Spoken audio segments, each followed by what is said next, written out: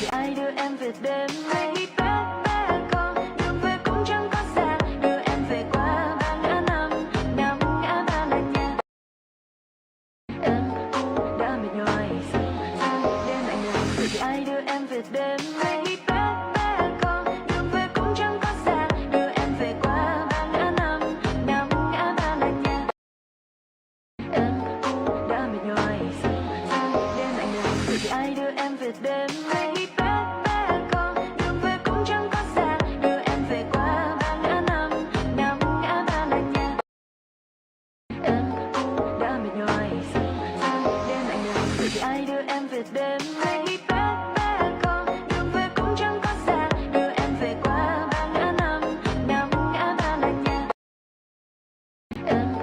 đã mệt nhoài đêm lạnh lẽo thì ai đưa em về đêm nay bé bé con đường về cũng chẳng có xa đưa em về qua ba ngã năm năm ngã ba là nhà em đã mệt nhoài đêm lạnh lẽo thì ai đưa em về đêm nay bé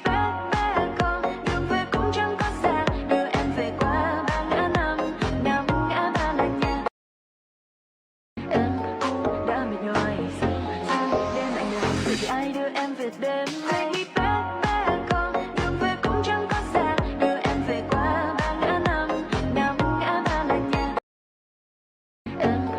đã mệt nhoài đêm lạnh lẽo thì ai đưa em về đêm nay bé bé con đường về cũng chẳng có xa đưa em về qua ba ngã năm năm ngã ba là nhà em đã mệt nhoài đêm lạnh lẽo thì ai đưa em về đêm nay bé bé con đường về cũng chẳng có xa đưa em về qua ba ngã năm năm ngã ba là nhà em đã mệt nhoài đêm lạnh lẽo thì ai đưa em về đêm nay bé bé con đường về cũng chẳng có xa đưa em về qua ba ngã năm năm ngã ba là nhà em đã mệt nhoài đêm lạnh lẽo thì ai đưa em về đêm nay bé bé con đường về cũng chẳng có xa đưa em về qua ba ngã năm năm ngã ba là nhà em đã mệt nhoài đêm lạnh lẽo thì ai đưa em về đêm nay bé bé con đường về cũng chẳng có xa đưa em về qua ba ngã năm năm ngã ba là nhà em đã mệt nhoài đêm lạnh lẽo thì ai đưa em về đêm nay bé bé con đường về cũng chẳng có xa đưa em về qua ba ngã năm năm ngã ba là nhà em đã mệt nhoài đêm lạnh lẽo thì ai đưa em về đêm nay bé bé con đường về cũng chẳng có xa đưa em về qua ba ngã năm năm ngã ba là nhà em đã mệt nhoài đêm lạnh lẽo thì ai đưa em về đêm nay bé bé con đường về cũng chẳng có xa đưa em về qua ba ngã năm. Every day I wake up. The hell, we're actually starting on time. That's crazy. Is what I would say, but I did delay the stream by 30 minutes, so fuck, bro. Alright. Let's open this game. The loop feels it's coming up. Yeah, because okay, so it's the it's the latest short from Reverse. From the official channel, and you can't loop shorts for some godforsaken reason. So what I had to do was put it in its own like playlist and loop the playlist, except when it does that it forces a pause in between each loop, which is dumb. YouTube is stupid. It was a bright, silvery night. Oh, did I not collect my rewards? Whoopsies. Your definition of on time is pretty flexible. What's the fucking quote? A wizard is never late, he's always on time, or some shit like that? Yeah. Halloween Railway. The fuck is she doing in Wales, bro? That's like across the continent. If I can wear this over there. Okay, it's Eric's birthday. Happy birthday, Eric.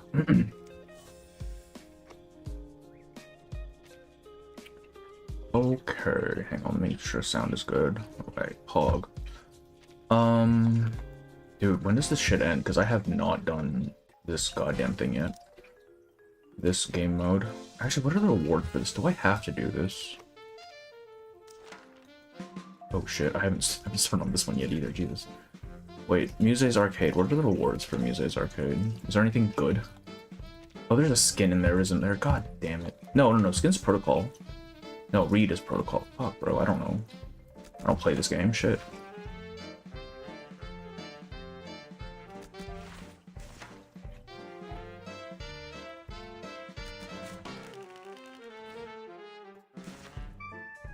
Play with chat or something. I was thinking about that, but I've heard that the connection was kind of dog shit. We can try. It probably won't be this stream though. It'll probably be another one. What is Caparina doing? What the heck? Hi. Skin is arcade. Fuck me. What is even a skin? Hang on. How do I check the rewards? Actually, let me get all this first.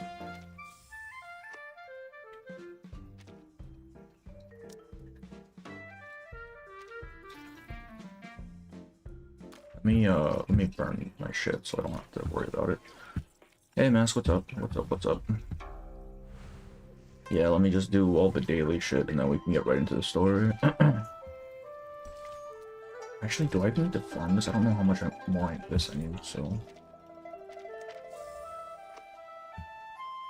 Not here, go to the... Oh, okay, hang on, let me do this first.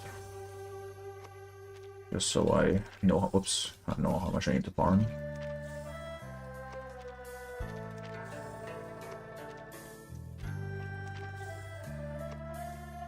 Okay, so I still need to farm this shit. Okay.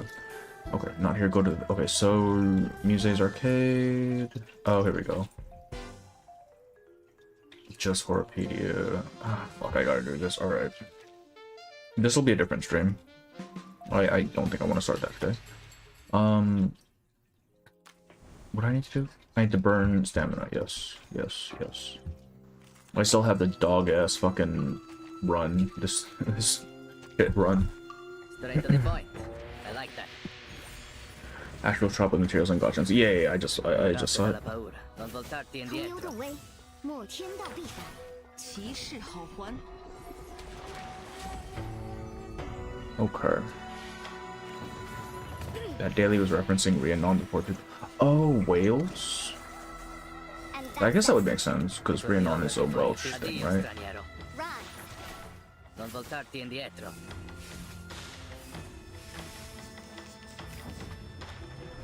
There's a way to do it. Yeah, I haven't figured it out, though, because I've tried soloing it with Ezio, but he never manages to actually kill it. And even when I one-turn it, it just forces the second thing. I don't know how to make that glitch go. And at this point, I'm so far into the story that I don't think it's gonna matter. Your request has been heard. Liberato dal fratello. Non voltarti Oh indietro. wait, I need to check Limbo. I don't know if I finished it. We're still farming the event shop. Yes, it's not fully done yet. Like, I don't... if I don't feel like logging in, I just don't log in. So, I've definitely missed some days. And that's that. Liberato dalla paura. You see it coming. 天道必反。 Non 骑士好 voltarti 还。 indietro. Patch is almost over. No, zombie still got like 2 more weeks. But we still have 2 more weeks, don't we? I'm pretty sure. Am I stupid? It's Ezio with passive buffers. Wait, who are the buffers for Ezio at even? Flutter page, I assume. Wait, how much more time is left in this patch? I was pretty sure we still had like 2 weeks. Shit. Am I gonna have to like rush the videos? I thought I had time. Oh, I haven't done hard mode yet. Whoops. 10 days. We got 10 days. We're fine. Counter remove other cards and let him do his thing. Oh, is that... Okay, I'm gonna try that next time then. I need to do... Wait, let me check Limbo real quick. Paper Heron story. What's wrong with the Paper Heron story? It only took me like 2 weeks to get to it. Shit.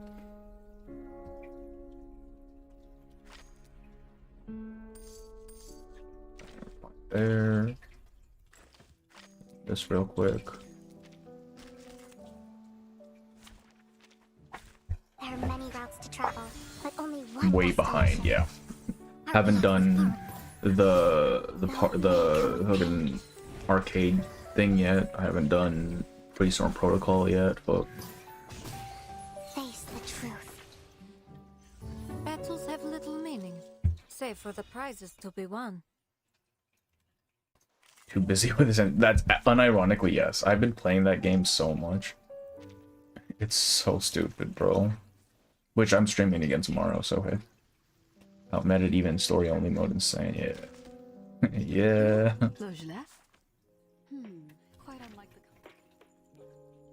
Oh shit, right, they had the thing for 3.5 and I can pull from Mob Girl. Actually, can I? I don't know what my stash is looking like right now. Ooh, boy, that hurts. Jesus, that's not good. Alright, 3.5 is gonna be a painful fucking patch.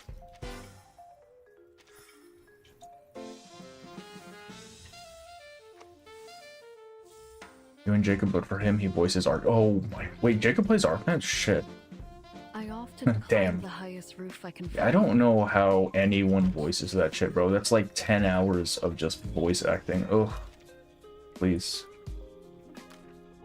Did you watch the previous pre-storm story or live?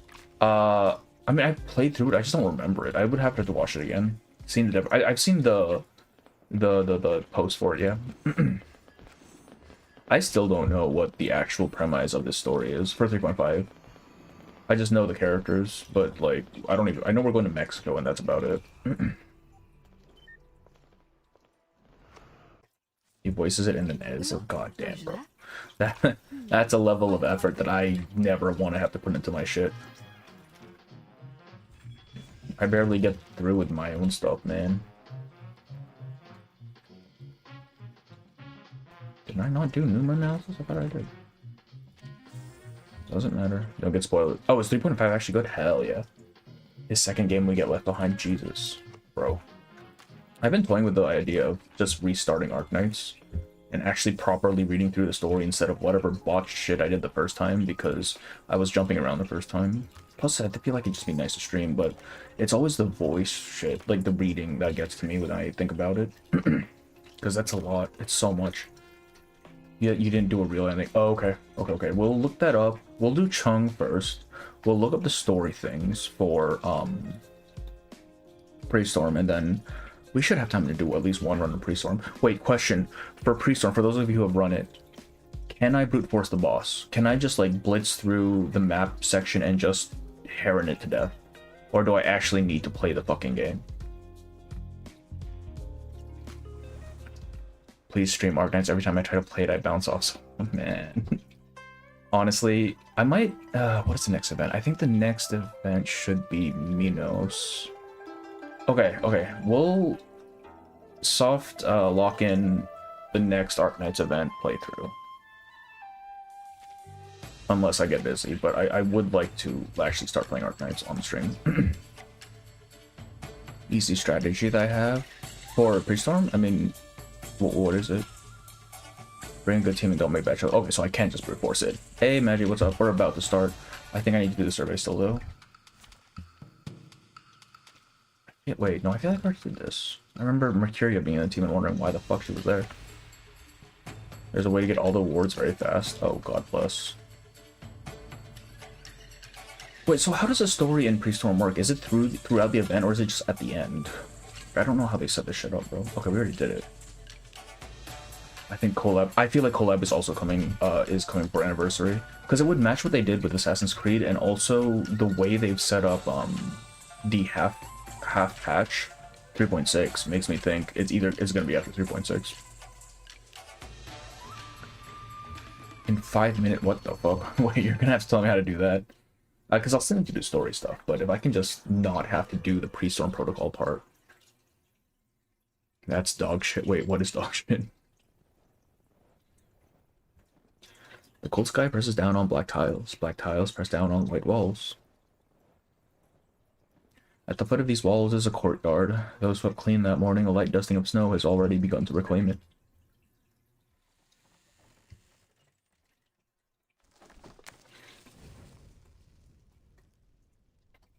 Heguang carries firewood into the house and lights the stove. Also, I just saw that Heguang's E2 art is just him setting his fucking house on fire, and I think that's the funniest shit, bro. Because I never noticed. Like, I saw the fire and shit, but I never really paid attention to the background. 2 cutscenes at the beginning and end, and the middle text. Okay, so I'd actually have to pay attention. Copying documents at the Yamen still earns me around 30 yen a day. Brother, that does not sound like a lot. He takes a ledger and inkstone down from the nearby shelf, dips his brush in ink, and carefully records the day's income and expenses. Oh god, yeah. Yeah, that was my reaction as well. 1 bass sold for 7 won. Expenses, leaf salary, 4 won, 1 gin of salt, 5 won. Bro. 30 is not enough. He is poor as hell. Yeah, I think I like his I1 better, though. Like, that shoulder pauldron he has in his I1 is so much cooler, I think, than the cloak. Someone steps lightly behind him and drapes a coat over his shoulders. Oh, he's younger. This is the past. Back already. My every winter feels colder than the last. Oh, my every winter feels colder than the last. You should be in bed. Because there's a shame it doesn't have cutscenes, yeah. I only went to see Dr. Wu for some Baibu. He said you should be resting. You know, I should probably do a video on Freestone Protocol story. Saying is that's probably one of the pieces of the game that people probably won't be paying attention to. It's fine. Very funny since it means he dressed up just where they are and then changed back for the rest of the story. Yeah. It was a special occasion, alright? Why did you go to him again? Don't you usually go to Jishitong? I wanted a new prescription. I heard he just made a new patch of Dazao pills. Did you get some? I told you not to go there. In fact, I said we should have cut all ties with him yesterday. Long ago. Started up with his usual nonsensity, refusing to let you inside, using some illness as an excuse. Cough, cough. Cheng pauses for a moment and closes the ledger. Don't worry. It's no matter. I have the medicine. I'll start brewing it now. What did he say? At the doorway, the branches of a mei tree shake off a few clumps of snow. Thankfully for him, a sudden knock at the door interrupts the awkward silence. One of the 9 stories that really, god damn it, expecting some. Wait, I thought Priestorm becomes permanent. What the hell? We haven't had a visitor since your uncle returned to the countryside. Max out drip before he burned down his house. Yeah, he's got to look good for the occasion. He probably just put on his best shit so that it wouldn't get burned down in the fire. I'll take a look.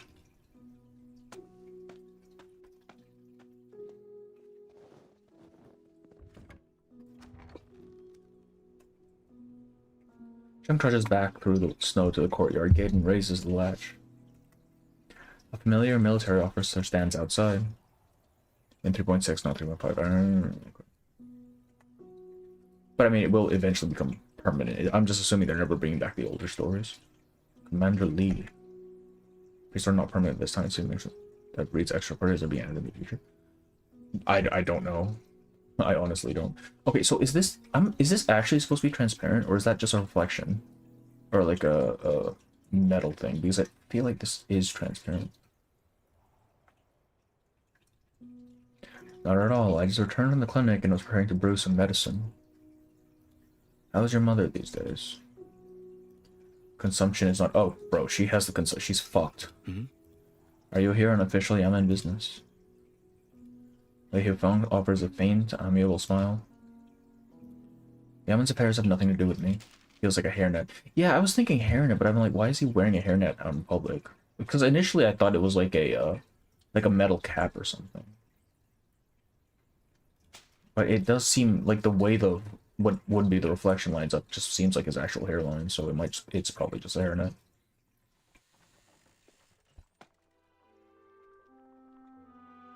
Cheng returns indoors, clutching a yellowed sheet of paper. The lid of the pot on the stove has already been lifted, the cooked rice porridge inside sending sturdy curls of steam into the air. Out of habit, he takes a ladle from his mother's hand. Let me take care of this. Thanks, bro. Sorry, we'll turn, don't worry. Okay, cool. Who was it at the door, then? It was Commander Lee. Cheng brings the porridge to the wooden table and casually passes the paper to his mother. Mother. Tomorrow I'll ask if Auntie can come lend her hand for a while. So his mom's definitely dying, like almost certainly. It will be a long journey. A few sparrows flit past the window, chirping as they flutter out of the courtyard.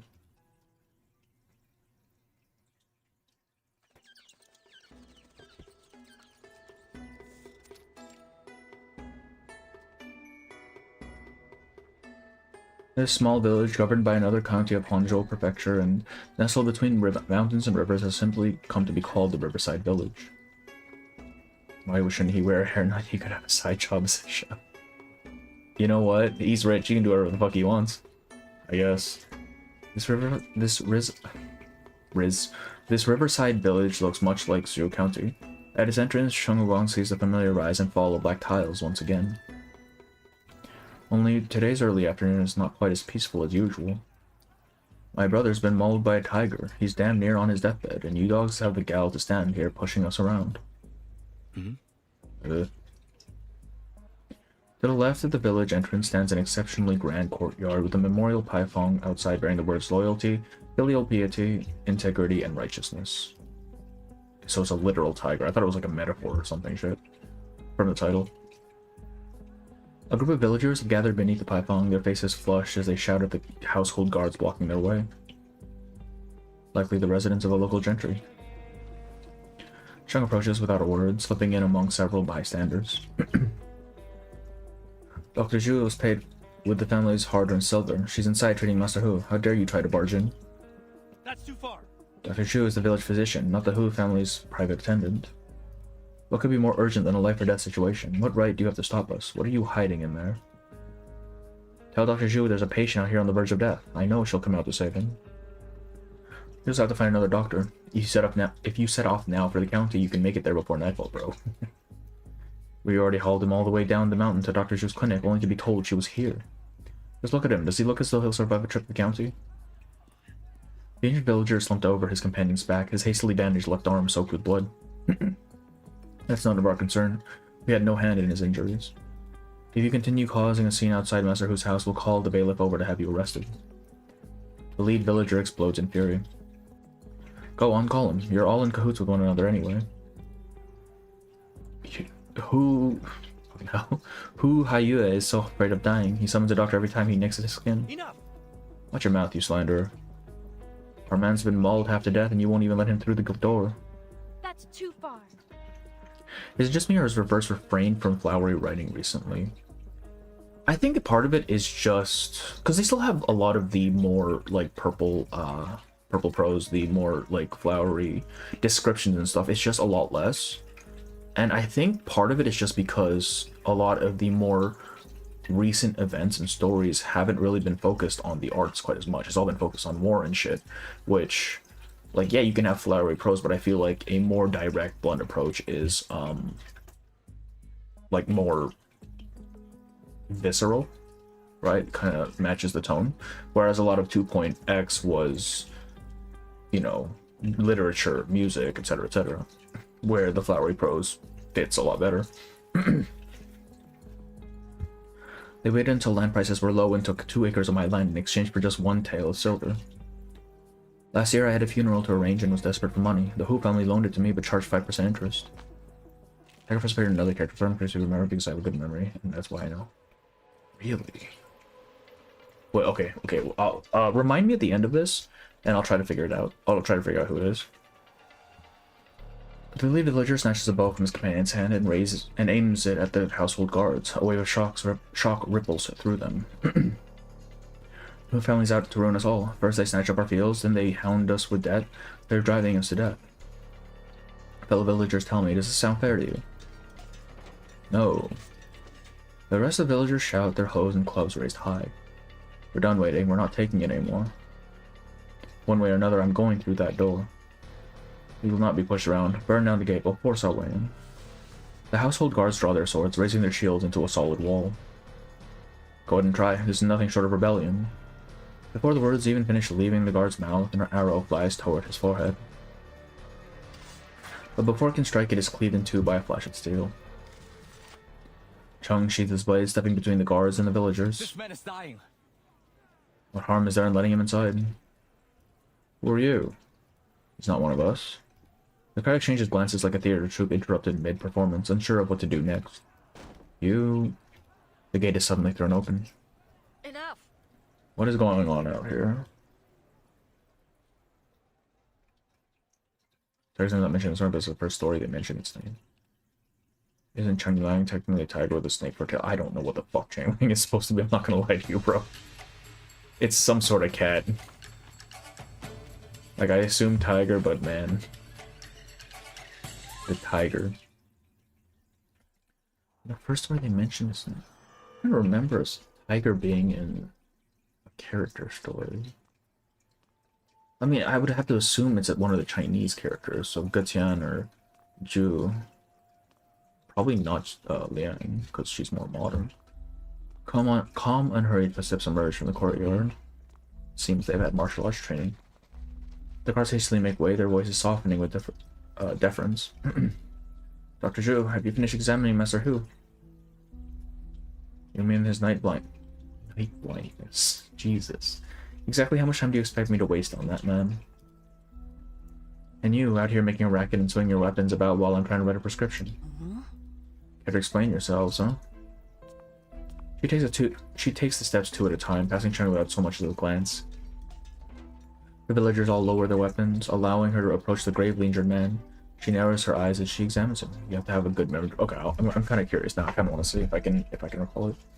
How did this happen? Discuss what's up.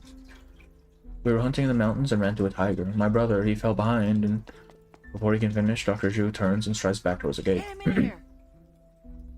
Dr. Zhu is covered in blood. How could we possibly carry him into Master Hu's courtyard? Enough. Bad luck for someone to die at the gate, is it not? I'll ask for Master Hu for his room myself. Pauses and turns back impatiently. Unless you wish for this man to die, I suggest you bring him in. Right. Quickly, let's get him inside. The two villagers rush the wounded man inside, streaking the entrance step with blood as they ascend. Should we wipe it up? If it dries, it'll be harder to clean. Of course you don't, unless you're looking for scolding, you'll wipe it this instant. The guards fetch water from the courtyard and begin hurriedly scrubbing Master Hu's steps. Despicable. All's well that ends well, it seems. So now that we've been given a list of all the Zhiji who are masters of the Zhendao beast and what now? I'd have to go back and read that note, but we know two of them by name at least, right? Were we given the names of the others? No, right? It was just a description. All's well that ends well, it seems. I wonder, I feel like it'd be really interesting if every Chinese New Year patch we just get another Zhendao beast in some form, because we've gotten two so far. I don't know if Ju counts as one or not. Cheng is just about to leave when the lead villager steps in to block his path. Stop there! Slan Yue, a tall teacher. Wait, what do you mean? Oh, like the descriptions given in the trace. Why did you cut down my arrow? Only a passing traveler. Your arrow would have never pierced that guard's rattan shield, but it would have given them a reason to retaliate. Your recklessness will cause nothing Non-human but humanoid-looking person. Oh, the Zhiji is what we're talking about. Shit.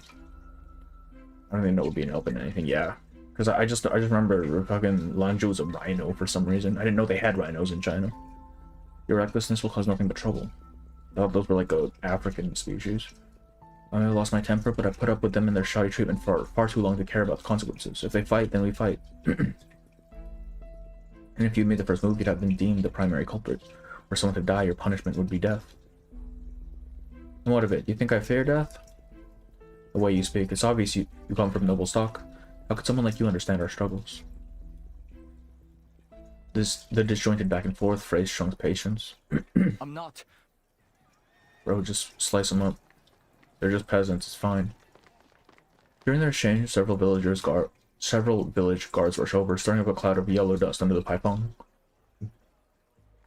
What's going on here? I feel like it'd be interesting. I feel like they are setting up, because I feel like they wouldn't introduce the Shandao as a concept if they didn't plan to do something with it, you know? Plus, every fucking gacha game has, like, Chinese New Year special characters and stuff like that, so I wouldn't be surprised if they made that a thing going forward. Master Hu's personal guards hurry forward to greet them, directing their accusations at the villagers sitting cross-legged by the gate. Jiazuo, Chongqi, yeah, Fei Wei, and Teng Jianhu saw a humanoid creature who could... This could mean that the Master of the Beast is an arcane creature has no master. That'd be interesting if it had no master. It'd be kind of like Lanzhou, but I guess not as disruptive. Europe had lions before the Romans killed them all. Yeah, because of... I remember that because of the Colosseum and shit, right? And the gladiator fights. So they have an actual plan for a lot. Yeah, exactly. I feel like they're gonna do something with it. I see troublemakers. They've dirtied Master Hu's steps. We mean to cause trouble. Someone was mauled by a tiger and urgently needed treatment. Another tiger attack. We've lost 3 people this month to those beasts. They've warned you over and over not to travel into the mountains. Why go up there? This year's feeble harvest, what choice do we have? 5 years ago it was floods and now it's drought. Grain has grown more expensive than gold. We don't hunt, what are we to eat, brother? Why is everything having a famine? 3.3 had a famine, we're having a famine now. Shit, bro. My land has all been taken, and we have no grain stored for the winter. Hunting rabbits is the only way you can scrape together a half-decent meal. If only an immortal would appear again, as they did 5 years ago, handing out grain to us all. After a moment's hesitation, Cheng steps past the village guards and offers the headman a modest bow. I've had some formal weapons training, including hand-to-hand. If you aim to head into the mountains to hunt the tiger, I will offer my assistance. The village guards exchange amused glances. That mountain forest isn't meant for travel. Only a fool would go there without a good reason. Had these hunters not been so greedy, this wouldn't have happened. That tiger attacked them in the forest, not the village. We can't go traipsing into the forest hunting tigers. We never get any real work done. With a dismissive wave, he turns back to scold the grime-covered villagers. That's enough. Go back to your houses, and no one is to go up to the mountain again. Your decree doesn't change the fact that these hunters still have families to feed. That tiger has taken too many lives. It cannot be ignored. Edmund suddenly swings his staff as if he were swatting at an annoying mosquito. Its tip brushes inches from the hem of Cheng's clothes. You're getting on my last nerve, boy. You are neither an official nor a member of this village. What good does it serve you to stick your nose into our business? If you're so eager to play the hero, go deal with the tiger yourself. So I don't know if Jew was one of the Gen W's or not, since there was no evidence. Yeah. Like, I don't know if they had the plan for that theme from the first thing or not. Because I feel like they introduced it with the Liang update. Sorry. I mean, she's a mega old. Yeah, that too. Well, not necessarily Jew herself, but her mother. Because she was only half, right? Her mother could be the actual, if she was a Gendovis, could be the Gendovis. He pushes past the guards, once again placing himself between them and the villagers. What do you think you're doing? The tiger, can you tell me exactly where you encountered it? Those hunting tigers. That would be more interesting. Yeah, because I mean, it's not like we've ever actually had the Gendovis itself as playable, right? It's always through a proxy. First through Liang, and in this case through Heron and Ren. Enter the forest and head due south. After passing another slope, it is somewhere near the edge of the cliff. I said the tiger is blue and white, 2 or 3 times larger than an ordinary one. That sounds almost like a blue and white tiger. See, that just makes me even more fucking confused. Blue and white tiger. It stretches the thick pine forest with shrubs reaching up to the knee. Wild grass lies flattened in the undergrowth, streaked with dull rust-red blood. I need to be careful. Playable Juma moment. she went and fucking abandoned her kid, man. I don't think so. This is where the hunter was wounded. I should proceed with caution.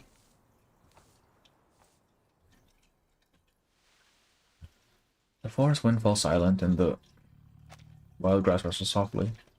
The sound of heavy breathing reaches Cheng's ears. They sneak behind me. Listen, other potentially playable nose bounds. I have never seen this fucking thing before in my life. What do you mean this wasn't a character story? Unless a tiger, blue streaks in its magnificent white fur, bursts from the grass, slamming Cheng to the ground. I feel like I would have remembered something like this, you know? He braces his half-drawn blade across his chest, barely holding off the attack. Girl, it's fair she didn't fully abandon her. No, man, she was just following fate. It's fine. Alright. Blue flames flare across the tiger's brow as it presses its claw against the blade. Roar. Blue flames. I'm thinking Cheng Liang, but he doesn't look like this. And also, Cheng Liang probably is, like, sleeping still, right? At this point in time. A feather shoots from his shoulder guard like an arrow, piercing the tiger's forehead, bro. That's a beautiful... It's a very cool CG. A thunderous roar shakes the forest. In an attempt to escape, the tiger climbs its jaws around Cheng's blade and hauls him forward. Bro, just cut it. The origin story for Cheng's Insight 1 outfit. It feels like it, yeah. It hits the bridge from 1.6. No. Cheng refuses to let go as the tiger brother follow, or rushing them both to a nearby cliff edge. Why does it... Jesus, please. Oh my god, as this tiger leaves, suddenly there's another Chen is supposed to hang against the cliff edge, his body hanging dangling low. God, the autoplay is annoying. Not yet, Mask. I want to see if I can figure it out. If I haven't figured out by like the end of the story, unless that's the only time the fucking tiger shows up, in which case, yeah, just tell me. Don't let it go so easily. Cheetah fireflies make it easily go. This, okay, so it's this sort of, oh wait, that's interesting. So, kill him. He burnt down his house in his Act 2 art, yeah. The previous CG was also reused from him, so that one I remember. Okay.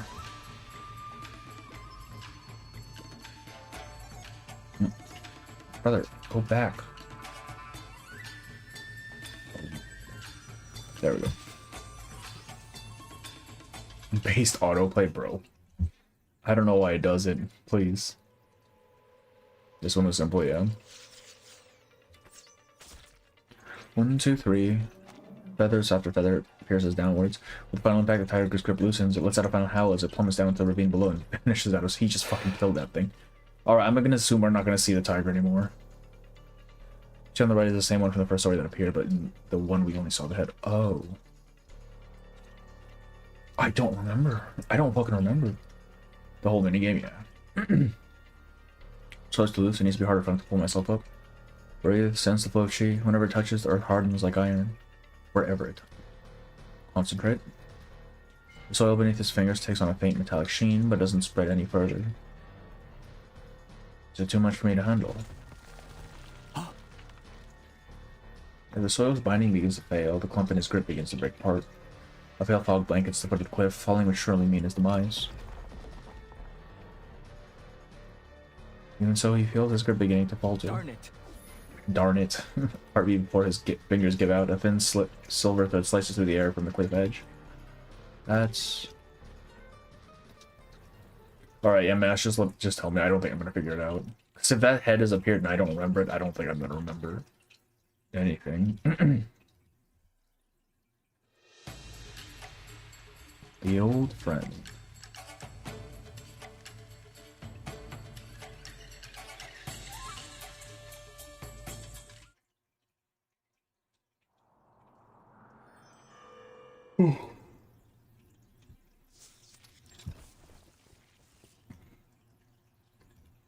The silver thread coils around Cheng's waist and drags him back onto the cliff. He hits the ground and rolls, the stabbing pain in his left leg catching up to him on impact. A broken branch is lodged in his calf. The village doctor stands over him, calmly reeling the silver thread back onto a bone shuttle. It's you. Playing the lone hero isn't a healthy habit.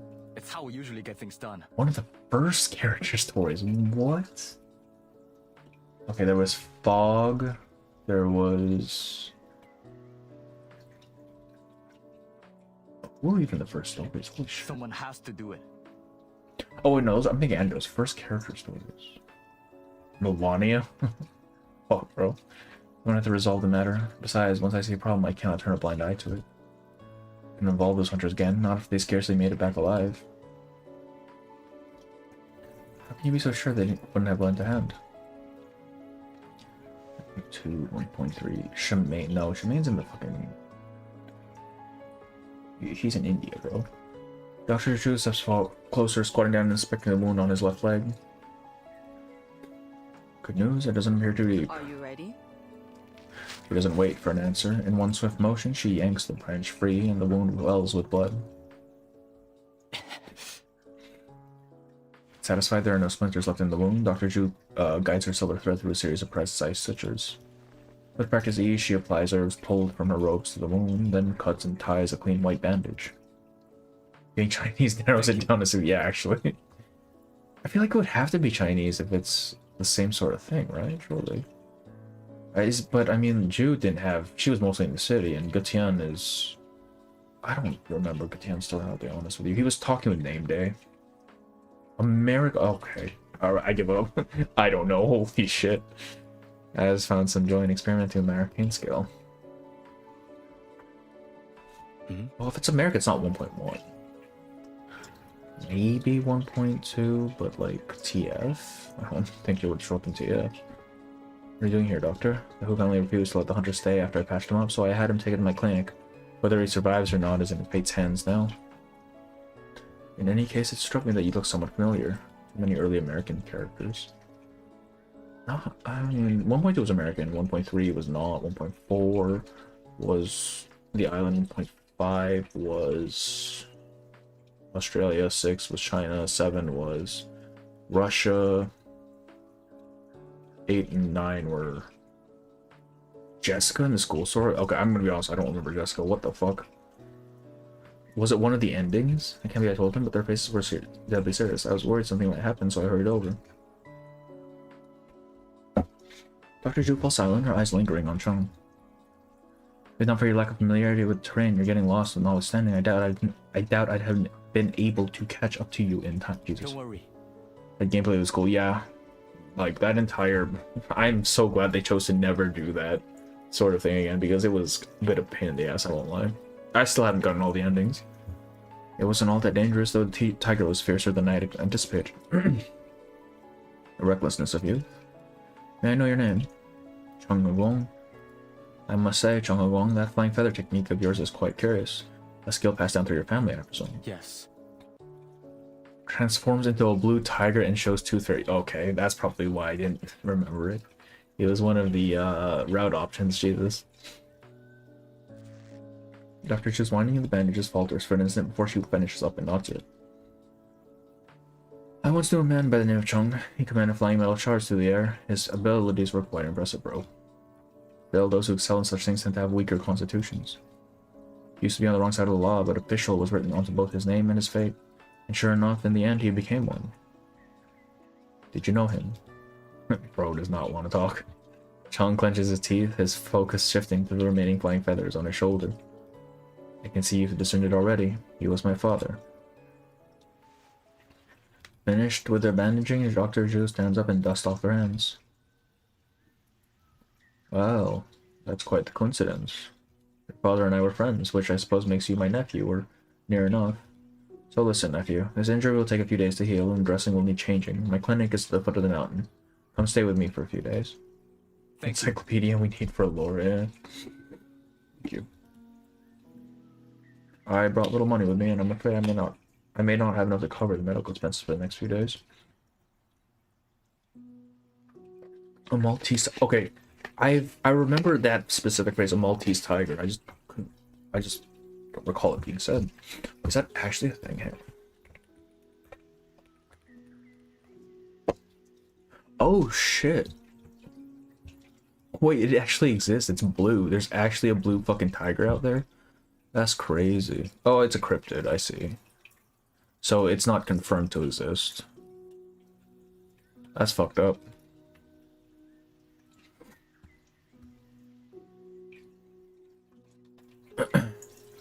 You think I'm after a few coins? Just stay. You can pay me back by lending me your hand when you can. Is it? Oh no, I just googled Maltese tiger. Why'd I lend you to mine in getting up? No need, I can manage.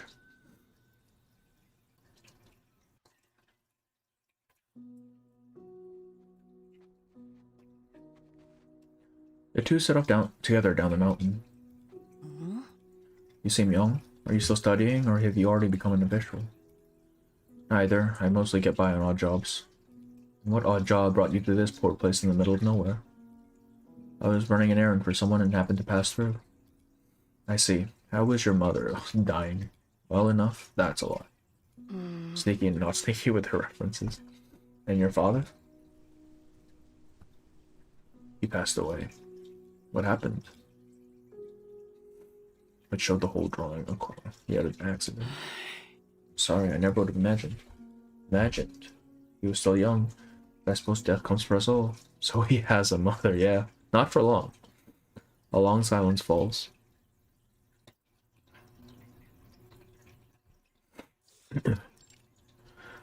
Foot of the mountain, Riverside Village. Reaching the foot of the mountain, they push through the grass and follow the stream for a short distance. From between the trees, a solitary white house emerges into view. Why set up a clinic out here in the wilderness? It would be easier to see patients if you live in the village. Convenient, sure, but the houses in the village are tall and crammed together one after another. Living like that would be maddening. Your clinic has the same black roof tiles and white walls. It looks no different than the houses in Drew County or the village. What do you expect me to do? Paint the house black from top to bottom? Yes. Dr. Zhu whirls, sending 3 silver threads like spider silk toward Cheng's vital points. As if he'd anticipated the attack, Cheng dodges, flying feathers clash with silver threads tangling as they fall to the ground. What was that? What was that? The young girl paper hair story, or is it just me? No, I don't think so. That seems a bit... I don't really see around them ones. The globster looks like a zombie shark. What the fuck? You're taking threads that you choose to dodge and tear the wound open instead. Oh. Your command over your arcane skill is undisciplined, to say the least. Had you used it properly earlier, you'd have subdued the tiger without so much as a scratch. It's a training arc, that's what this is. Holy shit. Dr. Zhu shakes her head and sighs.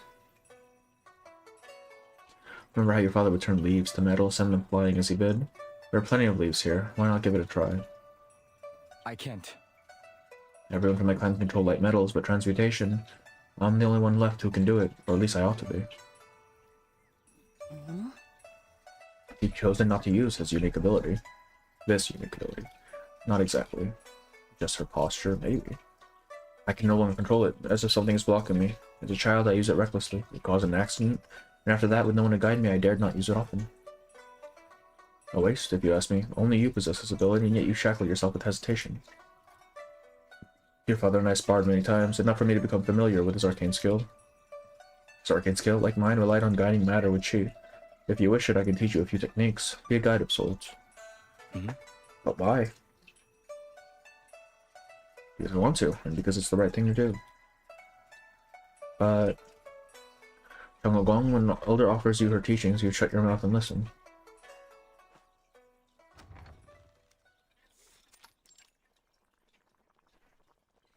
Dr. Zhu swings open the clinic door without ceremony. Inside the clinic, an assistant is busy boiling medicine. 2 or 3 patients lie resting nearby, including the hunter whose arm was mauled earlier. Doctor, you're back. Who's this?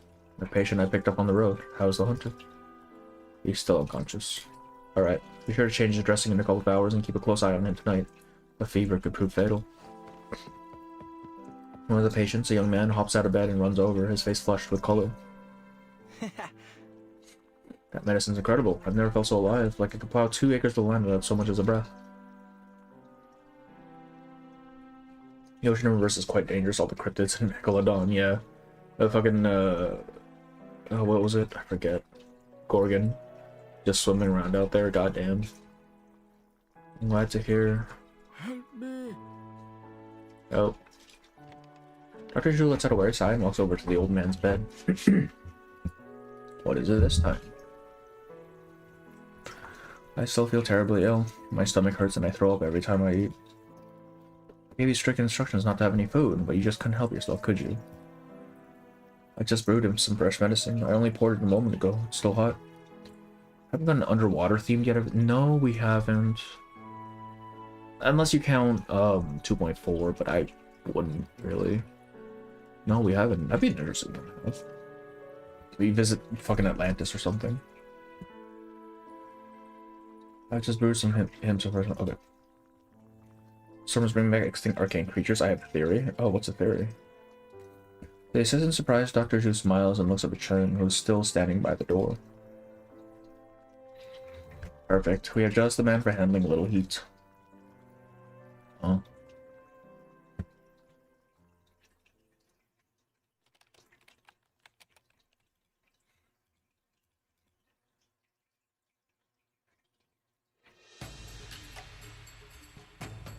The silver thread.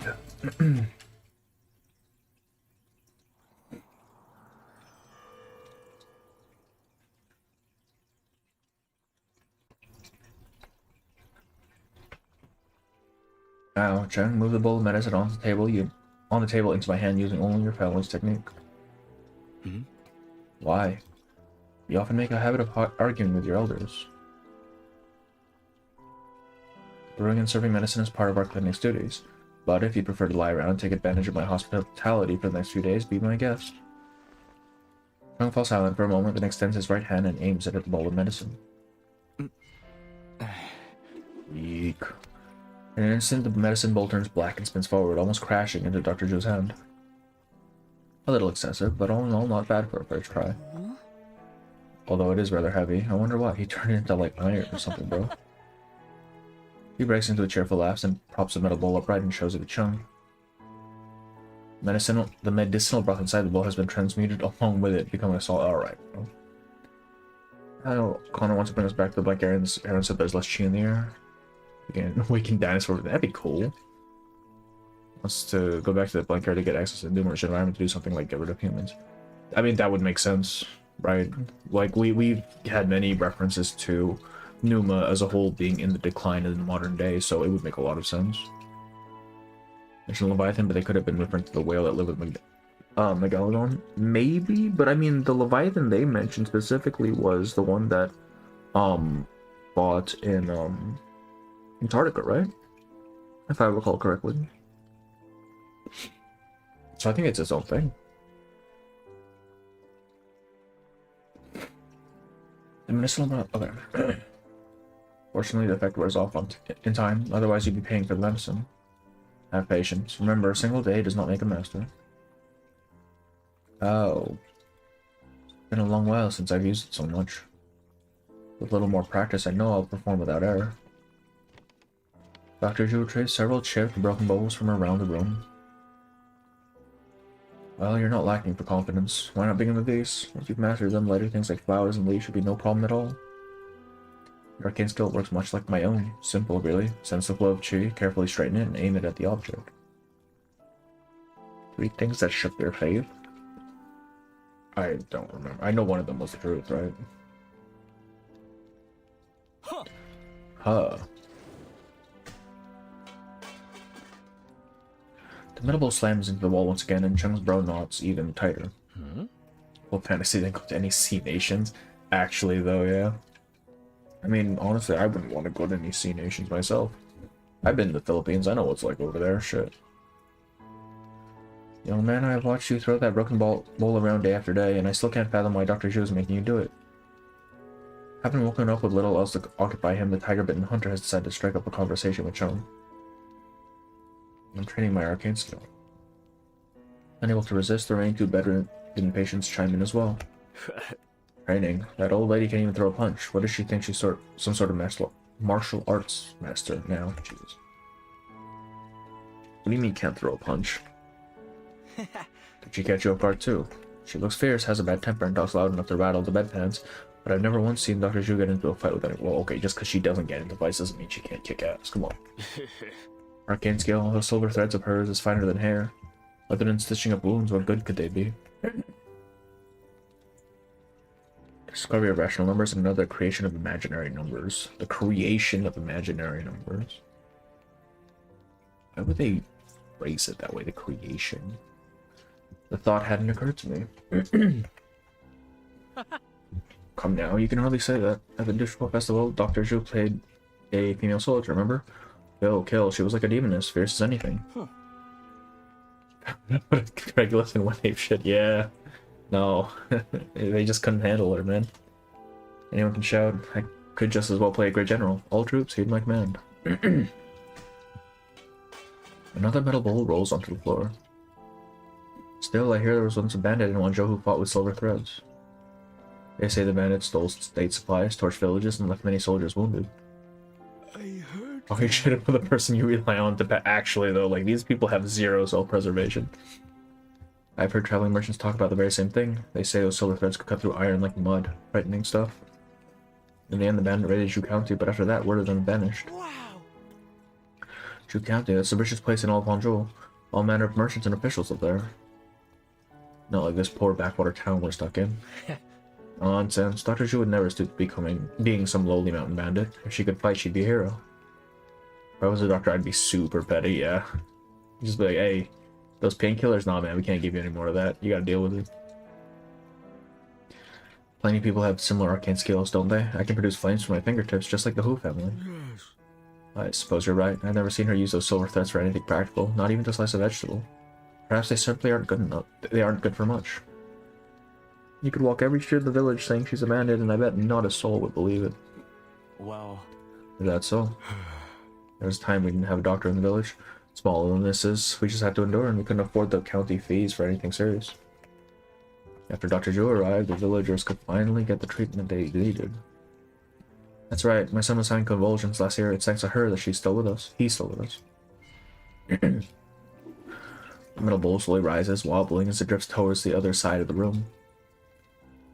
Finally, it settles smoothly on the table. That's awesome. Well done, young man. It's about time you finally managed it. Now maybe you can get my medicine over here without spelling it. Right, his father was a bandit, so yeah, she would be a bandit, wouldn't she? My doctor in the old time is hit or miss, though, yeah. Actually, though. Half of it is just witchcraft. The Hu family calling me over for medicine again. Ever sending their orders, yet never bothering to actually come to the clinic. I swear the day I end up saving their lives is the day I squeeze 10,000 tails out of them. Go ahead, doctor, I'll keep an eye on the clinic. Dr. Kazoo is halfway across the threshold when the teacup suddenly spins in from behind, aimed at her side. Doctor.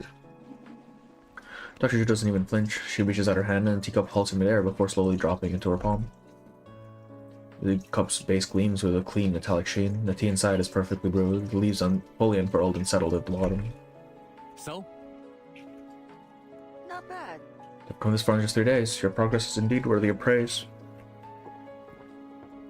Dr. Zhu drains the tea in one gulp and steps out the door. There's a story says that in ancient times you can tell who was human in arcades because there was no difference. They were called children of the moon and the sun. I feel like I do remember that. Yes. In the early hours of the morning, while the patients are sleeping, Cheng Heguang gathers the broken bowls together. The doctor's assistant walks over carrying a bowl of medicinal broth. Time for your medicine, young man. I don't recall Dr. Zhu prescribing me any additional medication. It's a new prescription designed to help replenish your chi. It's fucking plasma candy, holy shit. It smells like Huang Chi and Dang Gui, but my injury's already healed. There's no use wasting good medicine. You still need to make up for your chi and blood loss. The doctor especially prescribed it for you. Cheng pressed slightly, but still takes the medicine and raises it to his lips. Oh. A silver thread shoots in and knocks the medicine bowl from his hand. It shatters with a sharp crack. Brown medicinal liquid splashes across the floor. Racial profiling wasn't as competitive back then. I feel like that's actually the case. Like, if you're living, like, in a scenario where it's you against the world, right? You're still living in villages and shit. I doubt you'd be fighting amongst yourselves quite as much. But now we have luxury and shit, so, hey, that's an Arcanist, get him. Sort of deal, right? Dr. Zhu sits nearby with a hardened expression. That is not what I prescribed. You've returned already. I came back for something. What's going on here? This new patient of yours, he's up to something. Okay, so what are you trying to feed us though, bro? The assistant pulls a pale yellow sheet of paper from his jacket and hands it to Dr. Zhu. Did you go through my bag? Clearly, yeah, dude. Regular visitors don't inquire about bandits at a clinic. You cover your traps well, but not well enough. Let's see here. The bandit known as Shuttlebones, bearing arms in public, robbed the professional granary. The offender is a violent bandit who wields a bone shuttle and silver thread with deadly precision. All jurisdictions are commanded to conduct the arrest with extreme vision. Oh, he's here on duty, shit. 83.4 prime racist Cheng. I feel like he's being less racist right now. So this is the warrant for my arrest. My, look how hideous this drawing of me is. Who would even recognize me from such a scrawl? I suppose it was my arcane skill that gave me away, wasn't it? I'm sorry, Doctor. I want to deal with this before you return. Dr. Zhu folds the arrest warrant in half and tosses it into the nearby brazier. Our curious patient here is Brother Cheng's child. I had my suspicions with that arcane skill of his. So what is if he is? We helped Cheng Duan when he needed it most. His son ought to help us in return. Besides, you've done nothing wrong. My daughter was starving to death while he dragged his feet every step of the way, acting the young lord. If it weren't you... Dr. Zhu slams her palm down on the table beside her. Enough. There's medicine that needs boiling. Is there somewhere I can go search a transcript? No, not really. I think Marui's website has some of the story in transcript form, but not all of it as far as I know. He's about to hand over for the sake of simplicity. Let's just call him an ancient salary. I mean, yeah. Except he's not selling shit, right? The assistant casts an unwilling glance at Cheng and leaves in sullen silence. Oh, excuse me. Dr. Shu suddenly sweeps the metallized broken bowls to the floor. Cougar fight shit. Oh. You said you're not with the Yamen. I am not. But on occasion I take bounty orders from them. Ah, your odd jobs. Is the money you care for, or is it something else? Why not confront me directly, waiting for me to nurse you to health first? Finally slit my throat at night. I've watched you for days. Nothing about you resembles a criminal. That warrant means nothing to me. If you swear to me that you've never committed arson, hurt anyone, or raided Juganti, then I will leave at once. Dr. Chu draws in a slow breath, her face returning to its usual calm. But I did it all. Your injury is healed, hasn't it? First was discover the rational numbers and the creation of imaginary numbers, last with the loss of the grand unification of different lineages. That sounds interesting. The fuck does that mean, bro? I catch people just for the love of the game, man. Bro's here on side quests. Let's get started. Oh boy, let's go. I actually have a bat. Oh no, it's just the mini game. My nose itches. I don't know why. Judge is evil based on appearance. Yeah, actually though. Hey, you don't look like a Yao, so maybe you're alright. The flying leaves.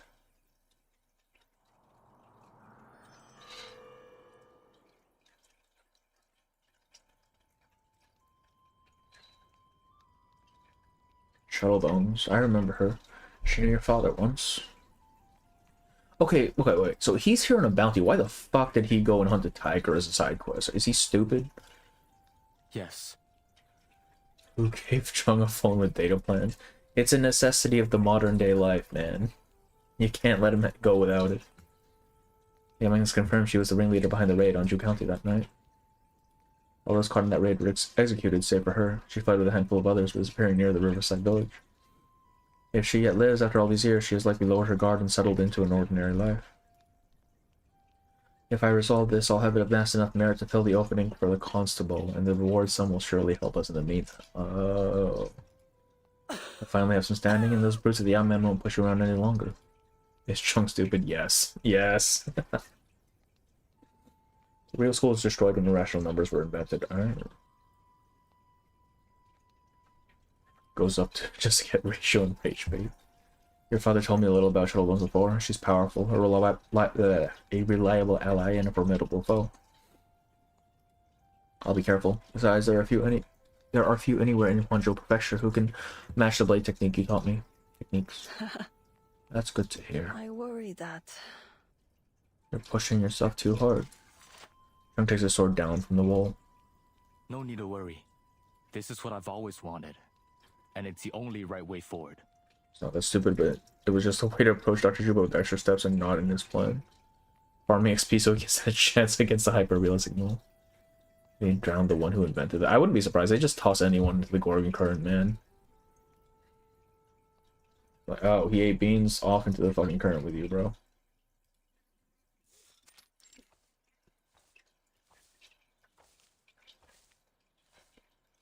Amid a clearing in the mountain woods, Cheng stands peering up at the trees. I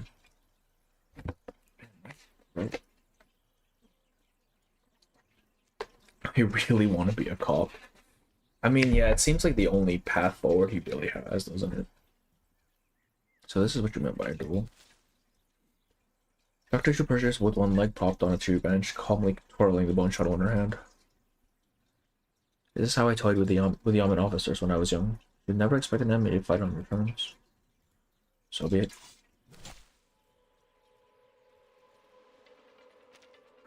Cheng draws his blade, cleaving the high branch in a single strike. That's what they used to do too. Silver thread shoots out from the swaying leaves, carrying Dr. Shu safely to the high branches of another tree. Never worked back then either. Cheng sends several leaves shooting upward. They fall short before reaching their mark. You're wasting your energy. I know your arcane skill cannot reach so high. Then I'll drag you back down. Alright. The sword whirls in his hands, the force trembling in surrounding pines. After several moments, Dr. Shu cannot help but sigh. You foolish boy, tell me, what do you believe this will achieve? So far, people want to be a cop to solve their problems, and somehow they're both Chinese, yeah. And they go in the same team, what the hell? A slow thread of mine can go very far. Allow me to demonstrate. A longer silver thread extends from her outstretched arm, propelling her towards a distant tree. The silver thread snaps, sending her hurtling back to the ground. Two metal leaves fall from the air in her wake. Not bad. When you swing between trees, you lose some height. How much do you drop depends on the length of the silver thread. No matter how long your thread, my arcane skill will be able to reach you. Cheng braces his blade before him. Spider-Girl, Spider-Woman, yeah, except she's old. Are you ready to finish this? Dr. Zhu turns her back and begins to amble off along the mountain path. No, I'm tired now. Bro. Cheng stares at her back confused before deciding to follow after her. You. You never meant to fight, why challenge me? Why lure me? Why the hurry? You can't be sure you'll beat me, can you? Ever heard of keeping your blade sheathed and waiting for the perfect moment to strike? And even if you were to win, what then? I will take it to the Yao. Found the video? Oh, for the thing? For the quote? The very moment you defeat me. No. Not until every patient in the clinic. Okay, bro. And you'll be waiting for a long time. Over 1,000 people live in that riverside village. There are 3 days won't pass without someone knocking at the door. Besides, there are still some patients in the clinic right now, are there not? So what's the rush? We'll come back to this tomorrow. He was drowned. Hip hustles. Oh, fuck yeah, that makes sense.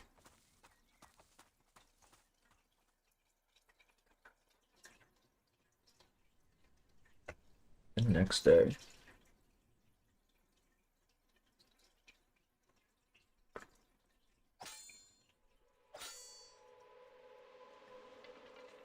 Fallen leaves scatter, turning into metallic waves as they tangle with silver thread. They streak through air in a blur, impossible to make out.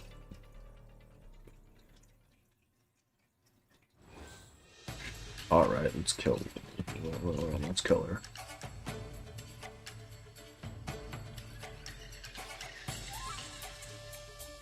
Okay, nope, nope, nope, nope, nope, nope, come on, man.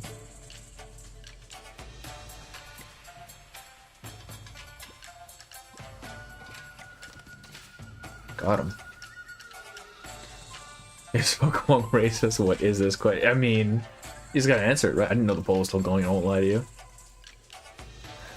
But, yeah. It's a very straightforward question, you know? The next day, Juice Clinic mysteriously burned down. He's in his house burning clothes, man. You can never, assume that's not gonna happen. 3, 7, over here.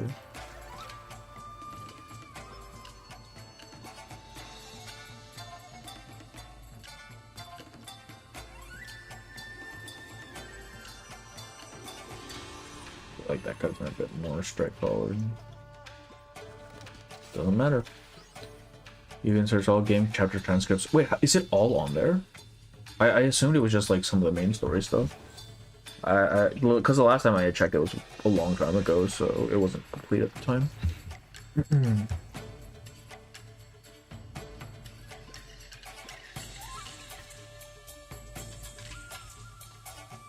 Oh, hit the fucking thing. There we go.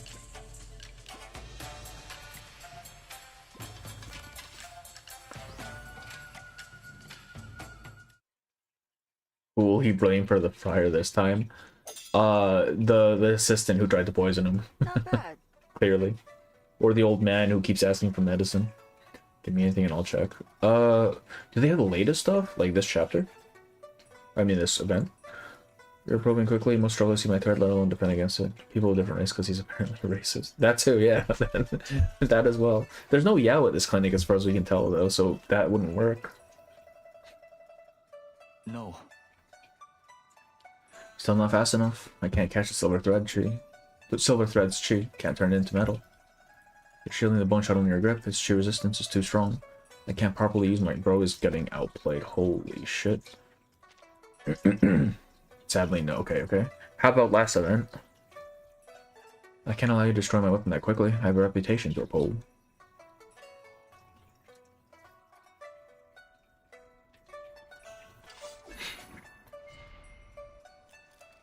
Several blackened threads, silver threads coil around the edge of Cheng's blade.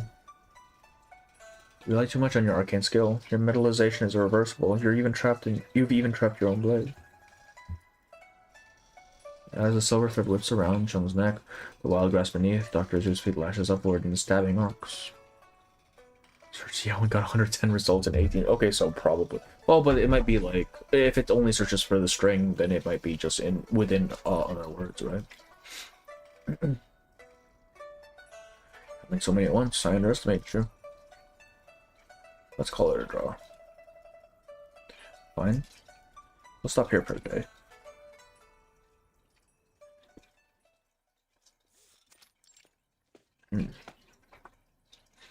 He does have the main event at the moment. Oh, okay. After some hours of training in the woods, Cheng returns to the clinic a little late. Oh, so he keeps it, like, pretty updated then, damn. Hey! Several villagers are helping the hunter as he heads home. When he spots Cheng, he raises a hand in greeting. Is Cheng trying to kill her because she... No. So he's bounty hunting and she used to be a bandit, essentially. I searched you and got nothing, damn. I'm on the mend and ready to head home. Dr. Zhu has plenty of work to do. Last thing she needs is me taking up more of her time. What if it actually, like, cares about the little accent, though? Like, when you're doing a search? That would throw it off, right? I heard you killed the tiger. Why didn't you tell me sooner? I'll head back to the village and let everyone know. Bob's work is working for Blurry. As far as I can tell, he's just content creator. Like, he's in the program. I don't know if I should have said that. I feel like it's obvious, though. But yeah, I don't think he actually is employed. The man doesn't hear a word, only shuffling off with a foolish grin on his face.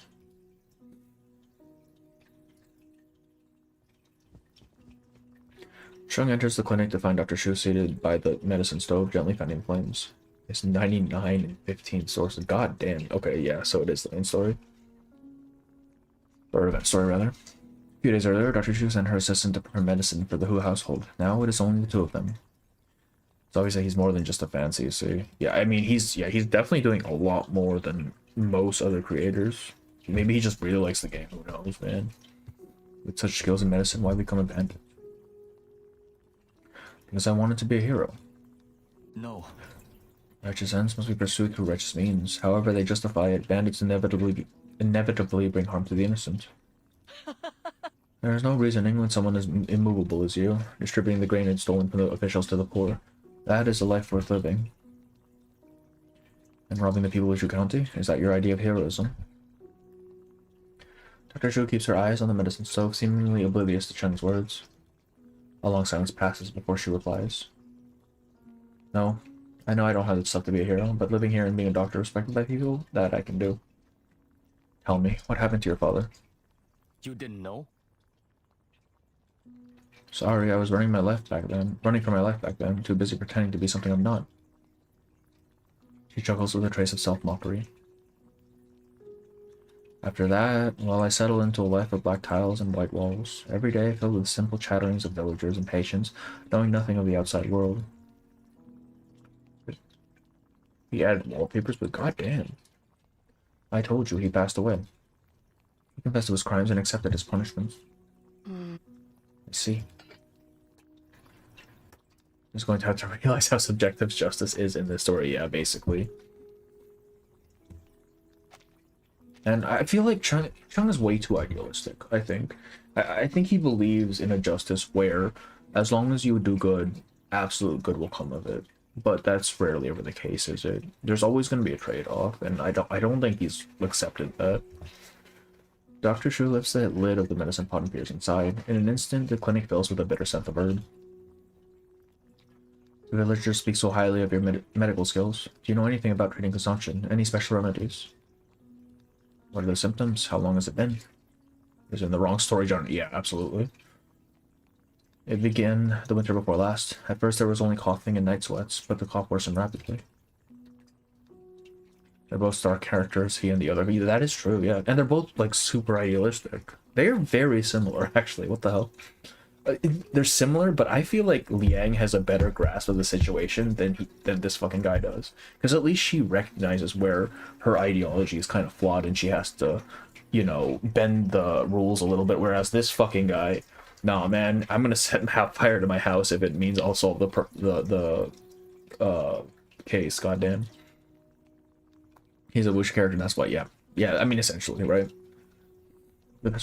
Over the past few months, she's been coughing up blood quite frequently, suffering severe chest pain, and often saying she has trouble breathing. Bro, she is There's finished. nothing I can do. The doctors in Zhu County said the same. They were right. I'm afraid she won't make it through the year. I'm assuming she's someone special to you. It's his mother, dude.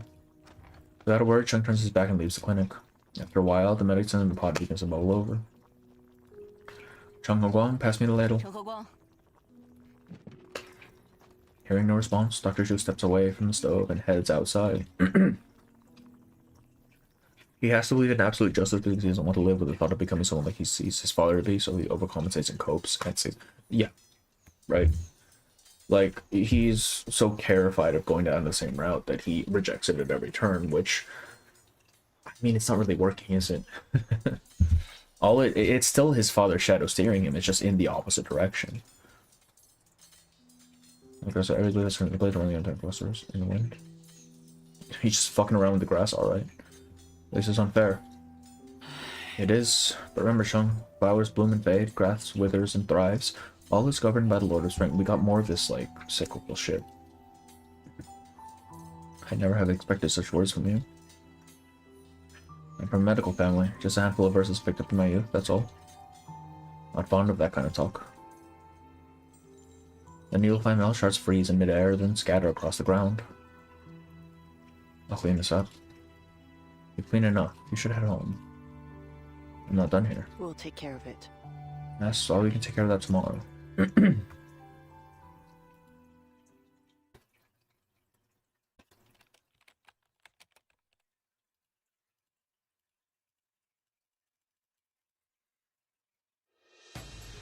Pine leaves and nightblade.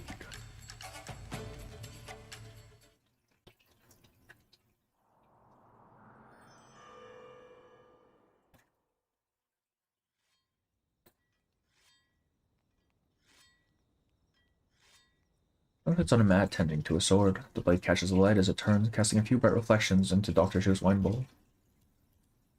Always wound so tight. The real showdown's tomorrow, so why not relax a little? There'll be no coming back from this one. I clean my weapon every night and reflect on the day's deeds. One must restrain oneself and submit to proper conduct. Of course, forget I said anything. It's precisely because I'm dueling you that I must prepare all the more. You truly need the money so dearly. Is that why you're so set on defeating me? No. It's not about the money. Fulfilling this task will give me a chance at a constable's posting. So you need credentials then. Same, bro. The circumstances of my birth limit my avenues into court. Dr. Zhu takes another sip of the wine. The court again. Why does everyone have such great desires to hold office? Your father said the same thing once. He told me I was not to come looking for him again, saying, "You and I are no longer the same. I'm an official now. I have a life in Zhu County." I said to him, people must eat, must they not? Floods have brought ruin to the fields and children are starving. But did he listen? I didn't ask much of him, just to leave a door open for us and we'd make it worth his while. I know the story. Case record, Cheng Dagwang, garrison officer of Zhu County on account of personal ties, led bandits into the city and permitted the plundering of the county granaries. Further charges include accepting bribes. All statements are entered on record. After the bandits entered the city, they not only looted the granaries, but also vandalized and ransacked nearby homes, drawing the people into their violence. That night, 24 people were killed or injured. In the evening, Commander Cheng instructed us to change shifts early. We were unaware of any looting. I swear this given statement is true. When the bandits ransacked the surrounding areas, there were no officers nearby to hear the people's cries for help. Am I wrong? Damn, bro. They weren't always bandits. They were once refugees, those who had lost their land and couldn't get enough to eat. What difference does that make? Like, literally. Like, okay, you're starving, but also you just killed some dudes. Talking on this further is pointless. Cheng sheathes his blade and steps out of the clinic before Dr. Zhu can reply.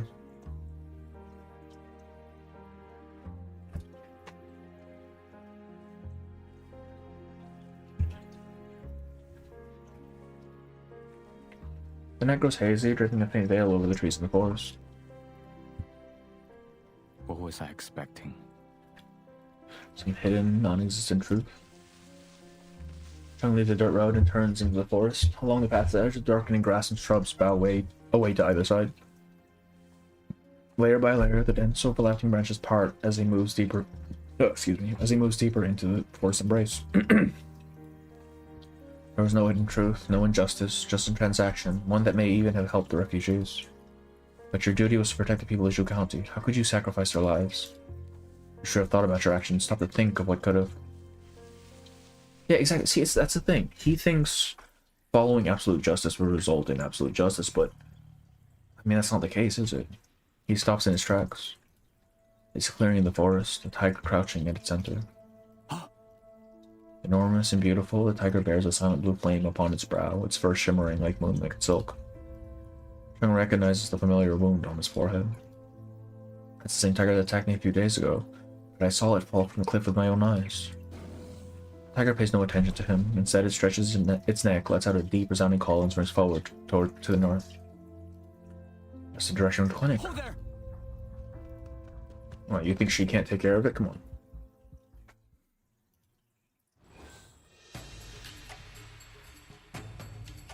Six, 10.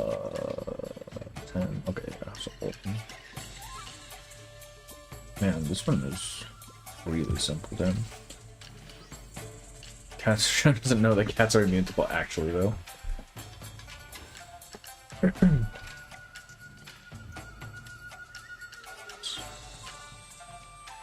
go back.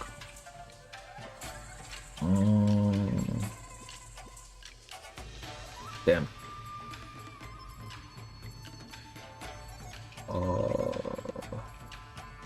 It's the same distance again. Okay, I need to reset.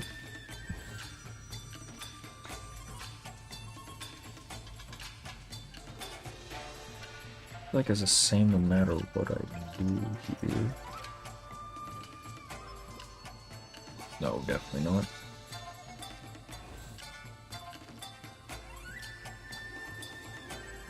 This fucking rock is in the way, bro. Oh wait, that worked. No, it doesn't work. God damn it.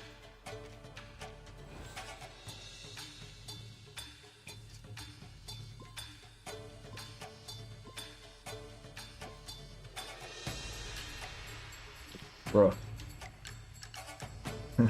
Go.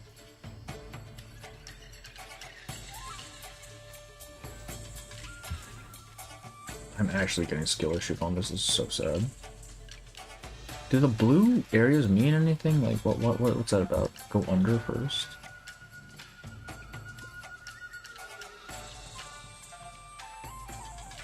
I have to reach this one. You just have to touch it? Oh,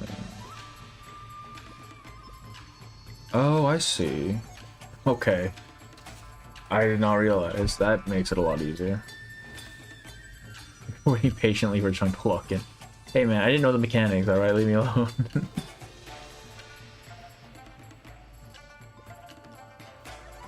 Can I go back? Oh my god. These controls are a little, like, stupid.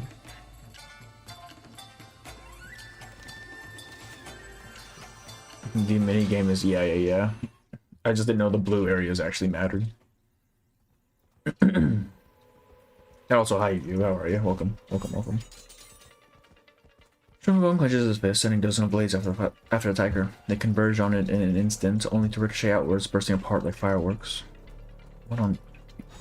He tries once more, but the blades are again knocked away. It seems the tiger's fur is tougher than any steel.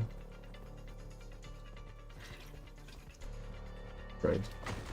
It isn't long before the tiger arrives at the clinic, Cheng in close pursuit. He can only watch as it brings down the south wall with a single strike.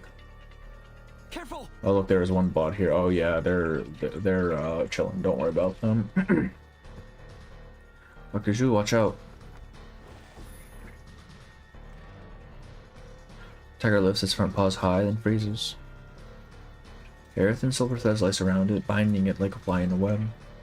Inside the half-collapsed house, Dr. Zhu grips her bone shuttle, placing herself in front of the collapsed hunter, pointing it to a small wooden container. What are you doing here? I came to deliver this chicken soup. We cooked a big pot of it at home earlier tonight. This wasn't me. I didn't leave the tiger here. I thought it dead already. Heguang, get him out of here. The beast is too strong. Her words and body shake with the effort holding the tiger in place. Cheng leaps in behind her and swiftly lifts the hunter to his feet. Get up, run. Grah. The tiger tenses, and a second later, the silver threads snap. Ah. Amid a burst of dust and debris, Cheng grabs the hunter and rolls aside. When the dust clears, the clinic lies in ruins, and Dr. Zhu is nowhere to be seen. The tiger stalks over Cheng, a severed right arm clenched in his chest broke.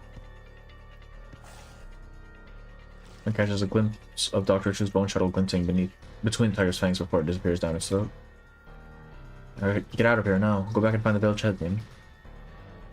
That's riveting. Exactly, hell yeah. What about you? I will deal with it. Bro, it just ate her. Come on.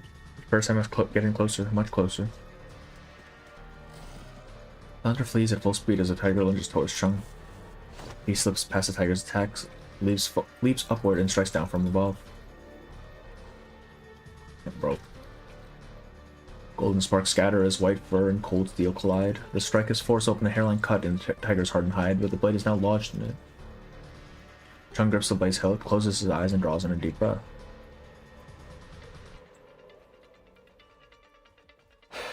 Sense the flow of chi. Find the shuttle in the tiger's stomach. I can do this.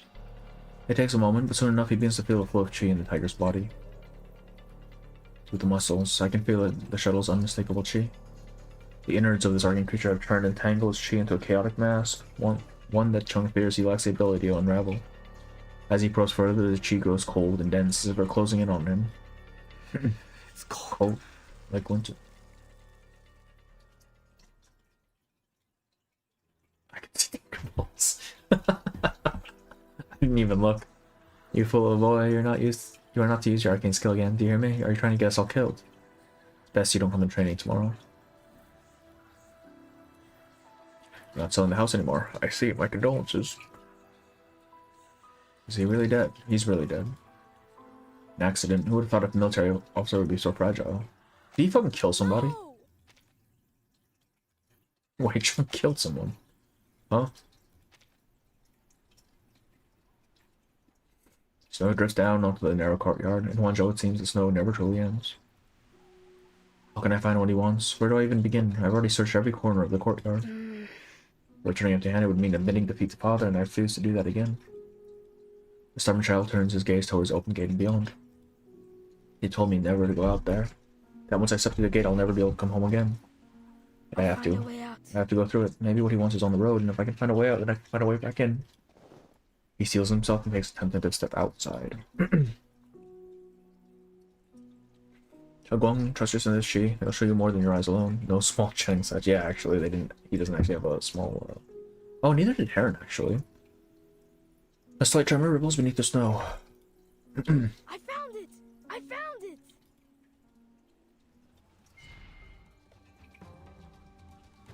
She closes around the shape of something solid, and Cheng's eyes snap open. The shuttle hardens in an instant, as though already clenched in his hand. He recalls what he learned as a child, hunting alongside the sons of the wealthy families. At the head of the stomach. Head of the stomach. A piercing scream bursts forth from the tiger's throat as it struggles to grow frantic. Angle inward above the foreleg, beneath the ribs, and... Your heart is right here. It makes sense because she was always, yeah. Hello, Tesnak, how are you? Tesnalchk. Cheng can no longer hold on as the tiger's death throes turn wild. The tiger gives one last painful roar and thrashes across the ground before Silas takes it. The now metallic shuttle bursts through the tiger's chest and rolls to a stop beside Cheng. Kinda crazy, I remember Baby Anna and Leah, and especially Baby laying you away for lesson. Yeah. Dr. Zhu staggers up to him, laboring to guide her silver thread to stitch the gushing wound on her right arm. Are you able to stand? Cheng forces a faint smile and sucks in a sharp breath of cold air. Oops. Sometime later, torchlight begins to flicker along the forest edge. The village guards have finally arrived, fully armed and ready. I brought help. Like, am I so scrunkly? We read notes in Chori, Gatiano confirms both he and Ju are Yao. Yeah. See, that's weird though, right? Because I assumed Yao were just animals, but I guess it could just be like half animals as well. Or whatever, Gatian is. Like you said there was a tiger. Where, huh? It's dead. Limestone drifts down like fuzzy willow catkins. There we go, I said it. Huh?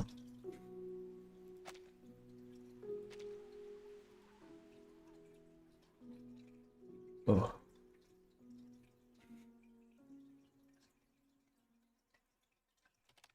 To be continued.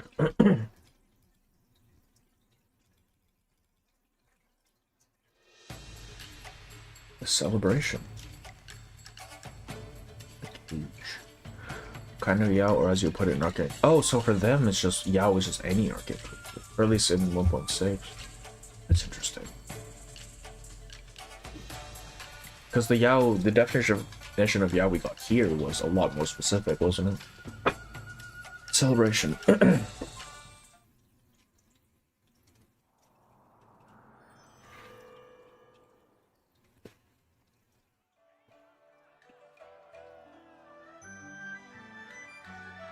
The final gas of winter snowfalls, eventually giving way to clear skies. For this impoverished village, such a celebration is rare. Every household gathers in Messer Hu's courtyard, drinking deeply and eating meat by the mouthful. Rumor has it that this is all thanks to Dr. Shu's mediation, marking it a feast to celebrate the slaying of a tiger and a pray for a plentiful harvest in the year to come. Make way, our young hero is here. Toast to you, my friend. The moment Cheng steps into the courtyard, several hunters block his way with raised bowls of wine. No need. I merely did what I could. There's no need to be polite. Come sit, have a drink with us. It'd be rude not to. I don't care if you're drinking. Of course you don't. Drink, drink, drink. Yeah, go on. Hirshu hides behind a nearby pillar, quietly chuckling to herself. Hopefully that will get him to loosen up a bit. Doctor, doctor, my belly hurts. The little girl tugs at the doctor's sleeve, looking up at her with tear-filled eyes. She squats down, presses gentle fingers on her pulse, and slips a sugar-bound pill into her hand. Nothing to worry over, child. Take the sweet little pill and you'll feel better in no time, bro. Thank you. If they see Villa or Anjo, they'll say they're Yao. They don't know any other terms Yao. That does seem to be the case. Dr. Shu lifts her eyes to see a deep blue-clad figure sitting along the edge of the black rock tiles. That boy, can you really not enjoy any sort of celebration?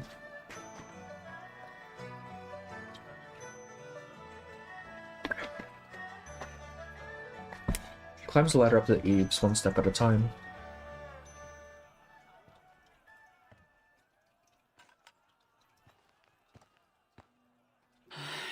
Even I need a ladder to get to the roof these days. There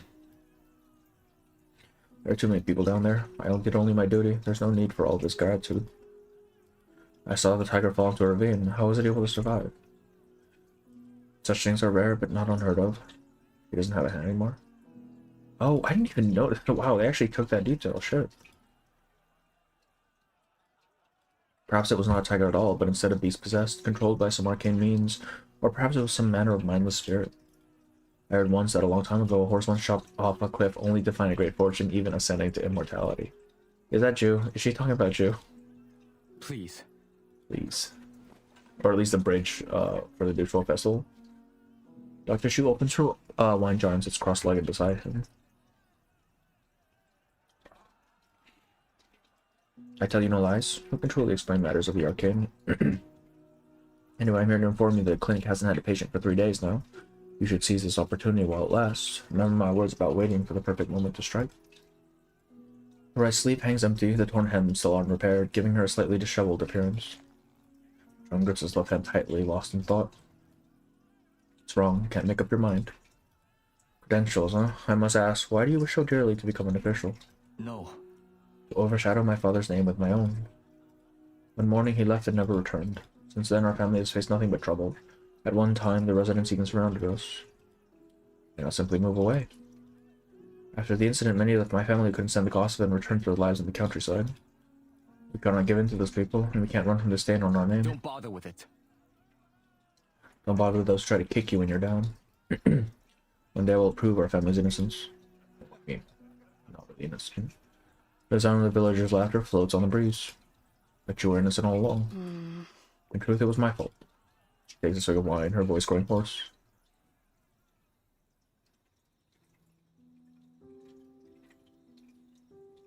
And he died that year, but the granary was still heavily guarded. Without an inside man, it would have been almost impossible to succeed. Which posters? I haven't actually seen the posters yet. I'll have to take a look after this. After the story. I asked your father for help. I told him we were only a handful of people, that we needed to strike during the guard change, grab some grain and maybe a few win and then go. He took leave of absence to distance himself, pinning all the blame on me and using the bandit attacks as a cover. He didn't cause much of a stir. No one spent much time on it. At most, he took the blame for negligence. It was simply a good deed done without a second thought.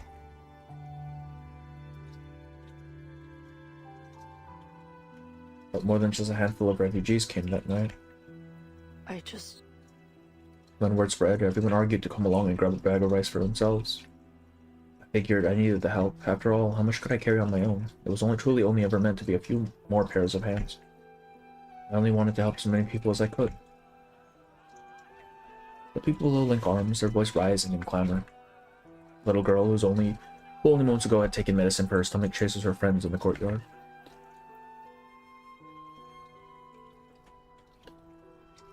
We entered the city and found ourselves at a merchant's house. Some were so taken with the black tiles and white walls that they refused to move on.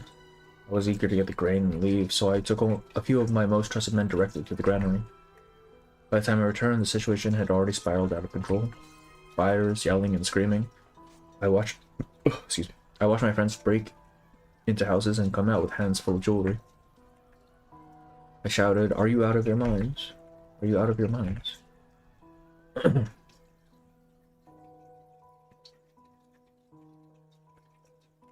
She laughed loudly, spraying a mouthful of wine. Alright.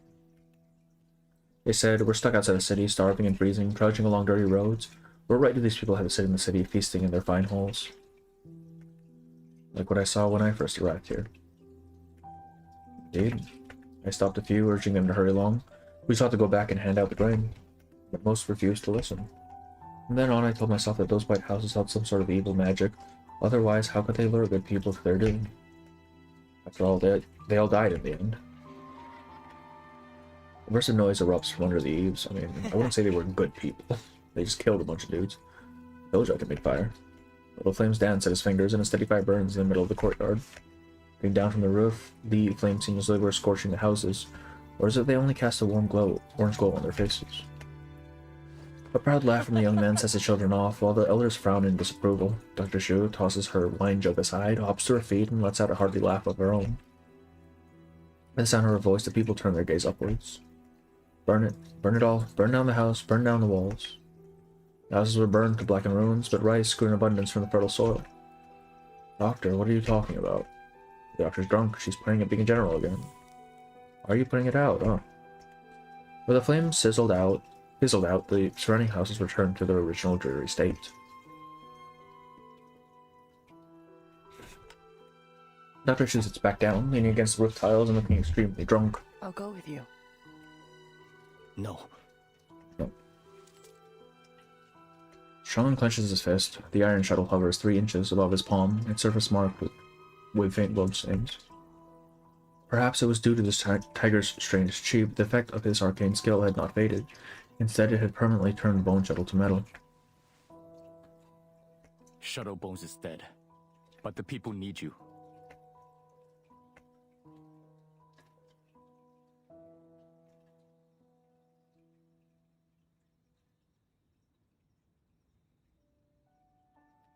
Commander Cheng, while this house may not match the grandeur of noble estates, it is a century-old building embodying both quiet wisdom and integrity.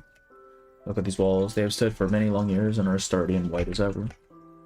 I've looked it over a few times now, and it is quite impressive. He's involved in a fire like his son, yeah. It's beautiful, though a little cramped. I'm not certain I'll have the room to pursue my sword. Still devoted to your training. Your ambition never ceases to amaze me, Heguang. I just know you'll be an excellent martial artist someday. Too close to the ancestral hall. Just the thought of that place makes my knees hurt all over again. That's your fault for being such a mischief maker. Besides, there are far worse punishments than kneeling for 2 hours a day. No, there's really nothing wrong with size. Let's just try to be content with the place. What's the use of all that space anyway? Oh, I need to close the window. My allergies fucking killing me now. Give me a second.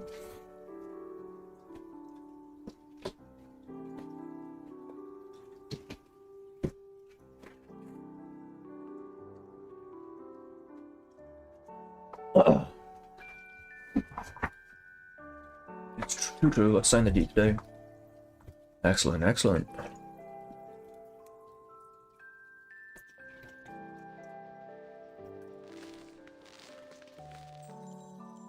Oh my, look at those flowers flying through the air. Ugh. Oh, it's no trouble at all. The young master's magics are truly impressive, like scattering golden flowers to celebrate your new home. And I must say, congratulations once more. You made the right choice. May your home be blessed with peace, your family flourish, and well fill your halls.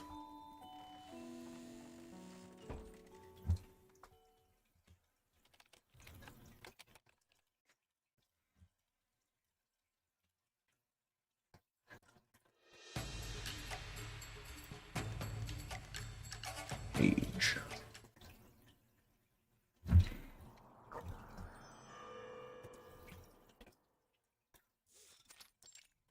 What the fuck are we doing here, huh? A door at the far end of the hallway shuts, blocking out the muffled sounds of conversation. As a 400-year-old tale comes to an end, his listener scratches her head. Oh, okay. So after that, you went back to Zhu County and became a constable. Cheng shakes his head. For some reasons, I failed to become a constable that year. I gave the iron shuttle to Li Heguang and he only smiled. But when I met you, it seemed you'd already been a constable for quite some time, arresting people, shouting orders. You were actually rather skilled at it. I was lucky. 3 years later, another constable position opened up. I succeeded in filling it. So this story of yours has something to do with this box. Finely crafted wooden box rests on the wooden table in the middle of the room. The lid had been removed and placed beside it. Inside is a bill of exchange listing the Hu family in the capital and an amount of 10,000 taels of silver. It also reads, bestowed upon Dr. Zhu, presented to Cheng Heguang. Senpai? 2. Interesting. The East Asia branch just told me they had an old artifact in their warehouse, one that's been lying around for us. It's the fucking shuttle. I heard it had once belonged to the Hu family with specific instructions to pass it on to a man named Cheng Heguang, possessor of rather unique arcane skill. But where would we find something to honor, someone to honor it? Surely they've all long forgotten about this thing by now. I've never heard of anything like this before. So much has happened since then. I've never returned to that riverside village. With all this money, were you still in Huanzhou, you'd be living a life of leisure with not a care in the world. Now times have changed. The Hu family is long gone. And the once valuable bill of exchange is just another useless scrap of paper. Bro could have been rich, man. Fuck. Why would she gift you all this? It's pretty cool. I like seeing how the new characters join directly with. Yeah, because they all eventually join, right? I don't know. I suppose now I never will. Paperhead suddenly smiles as if recalling something. She paces back and forth twice before finally walking to the door. Don't worry. Miss Elder, perhaps all she wanted was for you to live an unworried life. Either way, I've done what was asked of me. I'll be on my way. Thank you for the story, Heguang. The door closes and Cheng is left standing alone in the room.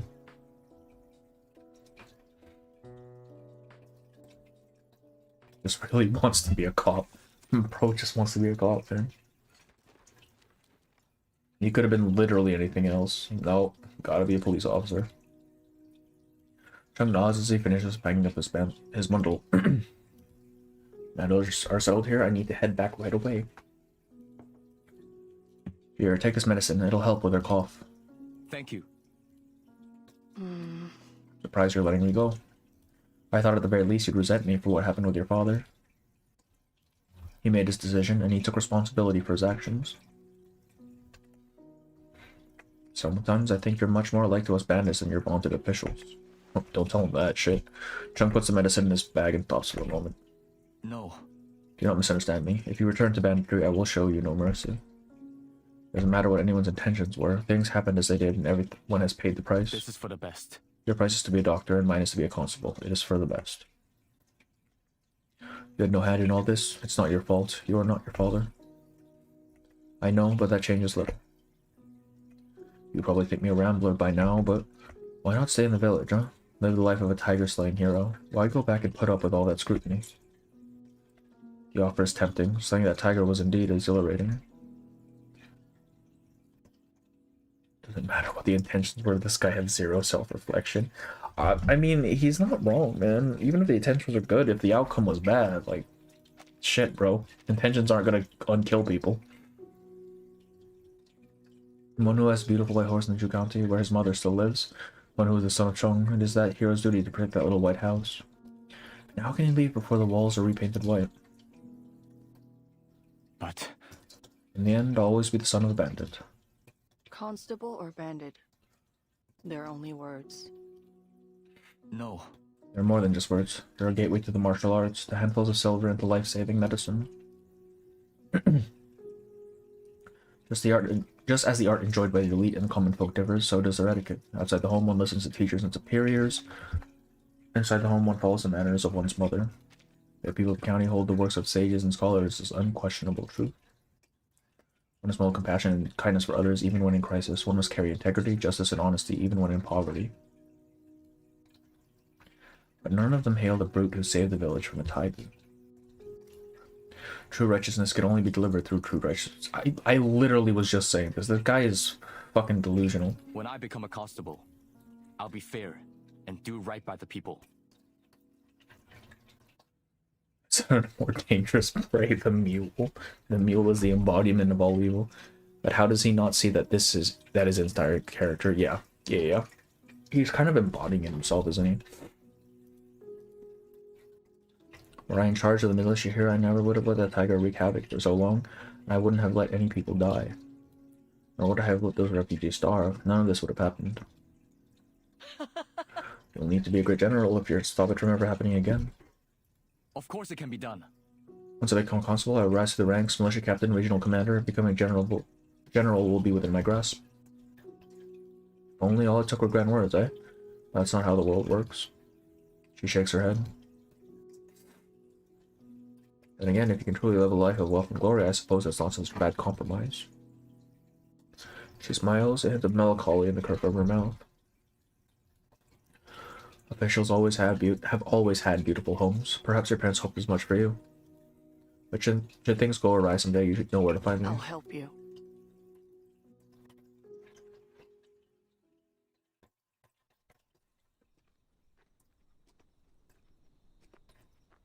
It kind of looks like it, just as it did before. The streets are filled with pretty houses, one on top of the other, and all topped with black tiles. Only words. Constable and Is that so? bandit are only words. When I'm in charge, bad things simply won't happen. Then yeah, bro is... Man, I've been away for so long, I wonder how things are at home. She's dead. Cheng passes beneath 3 python, and the familiar side of his home comes into view. She actually is dead, isn't she?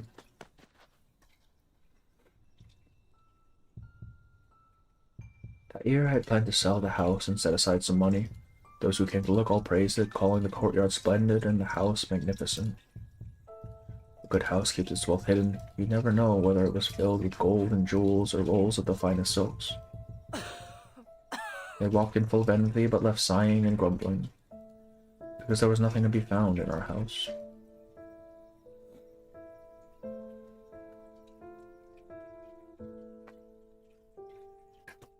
Because a tomb is a house for the dead. And the home can be the same for the living.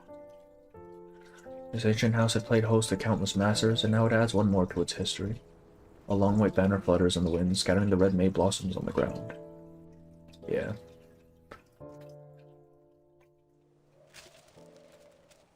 Now the gust of wind blows into the room, sweeping away the thin, pale bill of exchange.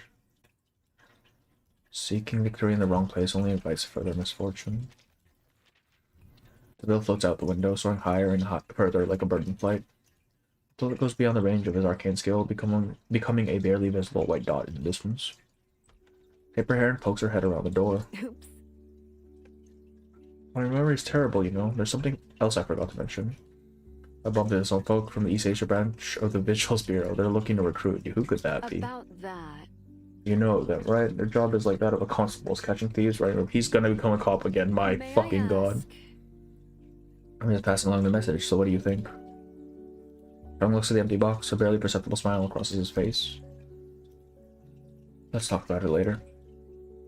Bro. Bro, please. He remembers an old house, a white house. A house that welcomes life into the world, a house that bids farewell to those who pass. A house that has laid rest to father, mother, and friends. A house with clearly defined edges, square and stern in its form. A house consumed by fierce flames. That's right, he burned it down. This is the same house he burned down, shit. I could never find what I'm seeking in that home, so I burned it down and left.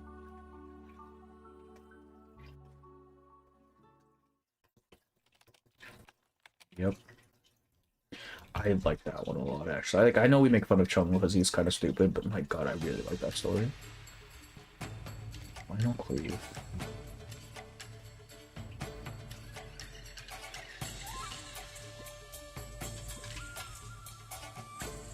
I probably don't even need to do this, do I?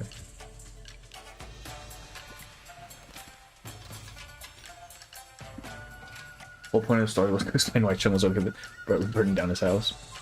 I should just do a video like that, right? Where I just do like the most surface level thing and go no further. That'd be kind of funny. Did I do it wrong? What the fuck? Wait, how did I do it wrong? What? Huh? Am I supposed to do it in a certain direction? I got checked for pyromania. Wait, hang on.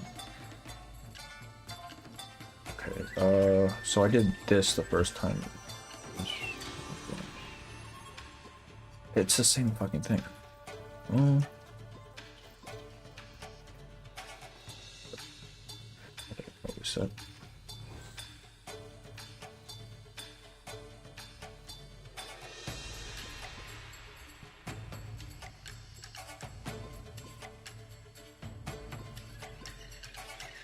Oh, did I just... No, it wouldn't let me complete if I ran out. Look at the numbers. 10, 15. Oh, did I overkill one guy? Wait. Okay, so that's 15. Wrong again. What the fuck?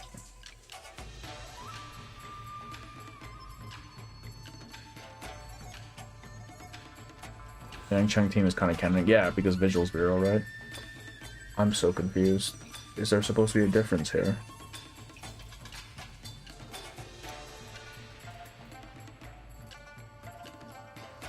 Okay, we're gonna try this again. Maybe I'm just dumb. Maybe I'm just dumb. Okay, I can't get... I'm not getting up to parent with this one. Huh? What did I do, bro?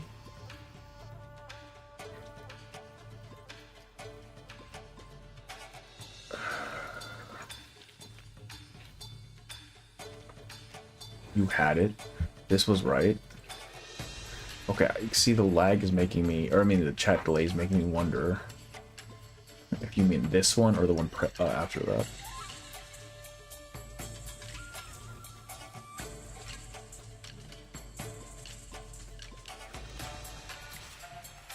Wait, did I not do that the first time?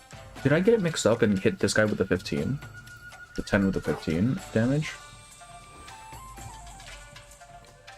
I thought I could have sworn I did that the first time. What the heck? Okay, so I did fuck it up the first time. Alright.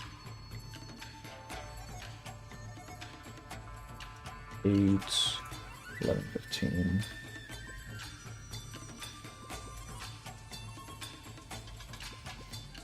Oh, don't need to all the way. Don't need to all the way. Bro. Please.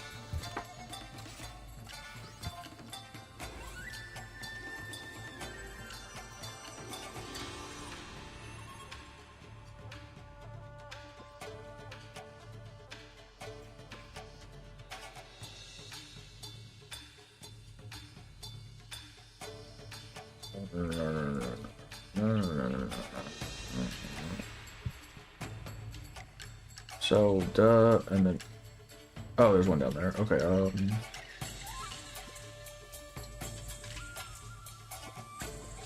Oh, that's annoying. Let's see if it... God damn it. I don't like how sensitive this shit is. Please. Or at least let me backtrack, damn.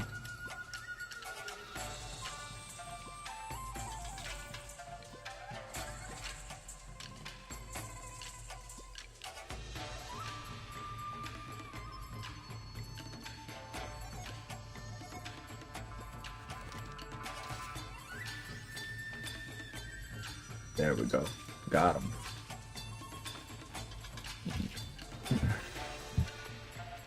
Alright. I'm gonna use the restroom real quick, and then we'll get to use my display characters for the feature existed. We'll use the restroom, and then we will get to what's it called? Pre-Storm Protocol, and probably watch the videos that I need to for the story stuff before that. We'll see. Give me a bit.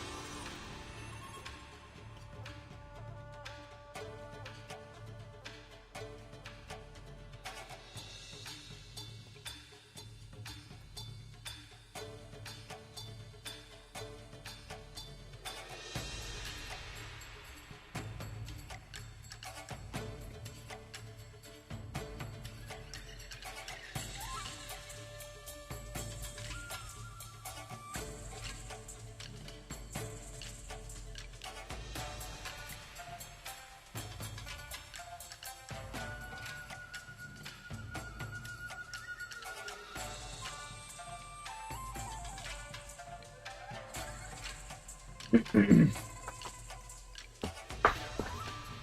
20 minutes on reverse timekeeper. Okay.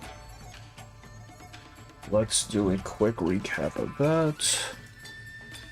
I mean, if I can just blitz through Priestlum's thing, I can probably just nuke that shit with Heron. Let's be so for real.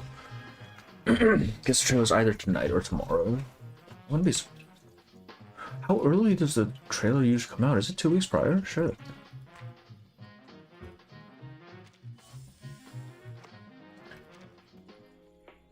Alright, let's see, let's pull this shit up. I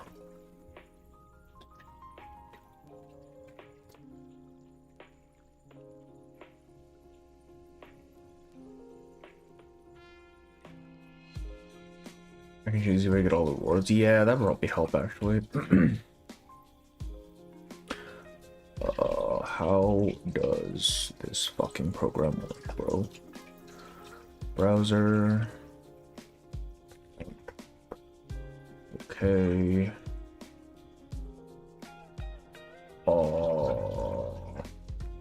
Oh wait, no, wrong, incorrect.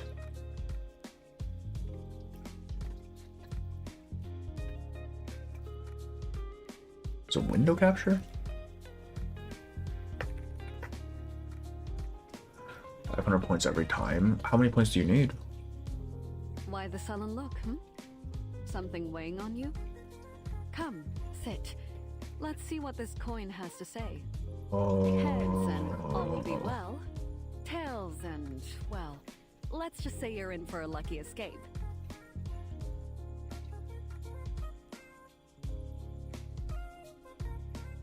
There we go. 24 the Jesus, okay. You can go in and out. Oh, I see. It's that sort of thing. Oops. Alright. YouTube.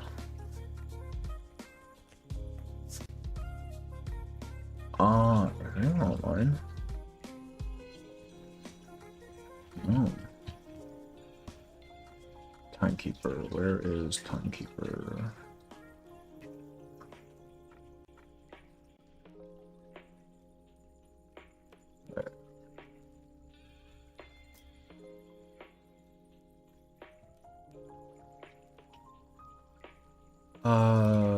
What's it called? Pre-spawn. Is there a dash? I think there's a dash.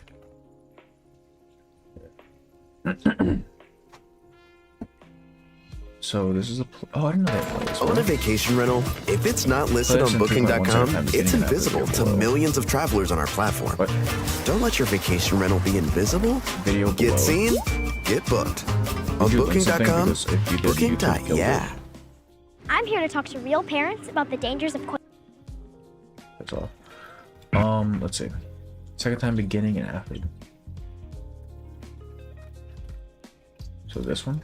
1 hour, dude. God.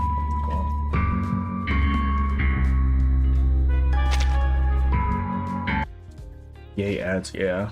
Yay ads. Are ad blocks illegal? No, I use Chrome for my, or not Chrome. Yeah, Chrome for YouTube stuff. And I never bothered setting up ad block on Chrome. I have it on Firefox. 3.1. This one, right? Second time beginning and after the video.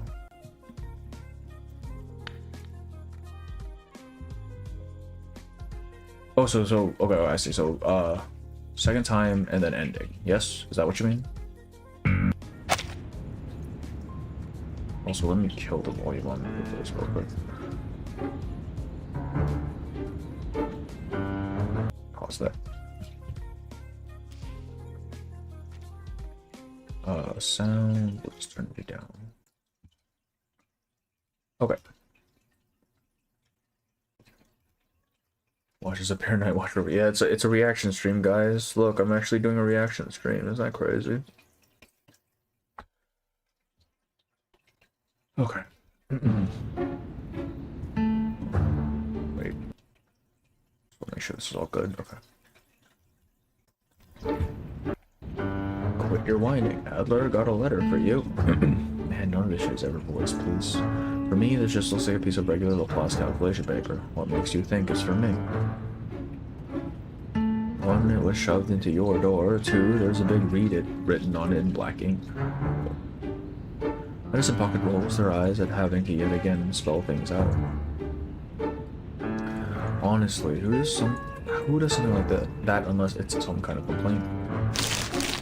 Enigma unfolds what looks like a piece of regular Laplace calculation paper, but what's on it is clearly far from ordinary. No name on it. They're proposing construction of some tower, a tower to standardize all linguistics. Right, the language thing was a big thing, wasn't it? That was something detective novel. Yeah, Adler, sorry for eavesdropping, but besides us, who else knows about the missing core? Perfect. Our security protocols might as well be town crier announcements. It's got to be Institute of Lorenz. They must have sniffed out info on our little arcane accident somehow. As suspicious an institution as they are, their idea is theoretically feasible. Creating a unified language system, no matter what it is, would solve all of our problems, bro. Reinvents the Tower of Babel, actually. What would Lawrence gain by helping us? Miss Marcus, are you able to glean any information? Why is Marcus here? What? No, she's not Laplace, what? Neymar passes it to her. Somebody's helping, yeah. Oh, but look, it's Isabel. Marcus will stand a small piece of paper. Normally words are easy for her to gather information from, but now... Her brow furrows. The handwriting is very precise, almost like a machine, typical of a perfectionist or someone who likes order. Yet the uneven pressure almost suggests some carelessness, which, well, contradicts my initial assessment. The writing's purpose seems to be purposeless, like they're just random ink marks. That can't be correct. I can't make sense of this. Get one job, Marcus. God damn. Clearly, they're suffering from the same language disorder. Either they're rushing to fix it, or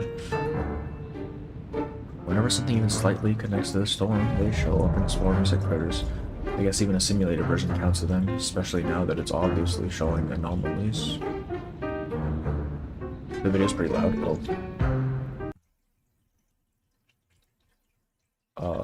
Wait, where is it? That is pretty loud, Jesus.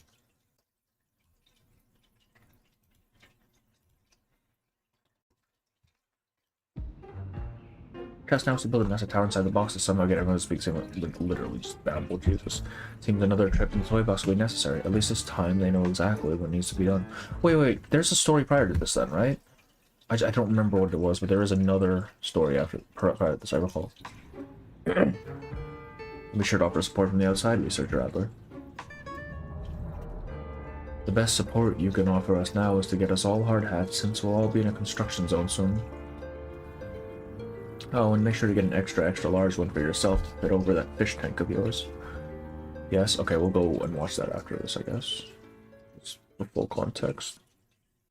I don't remember any of this shit, bro. Oh. Alright, is there a story bit in the middle of this?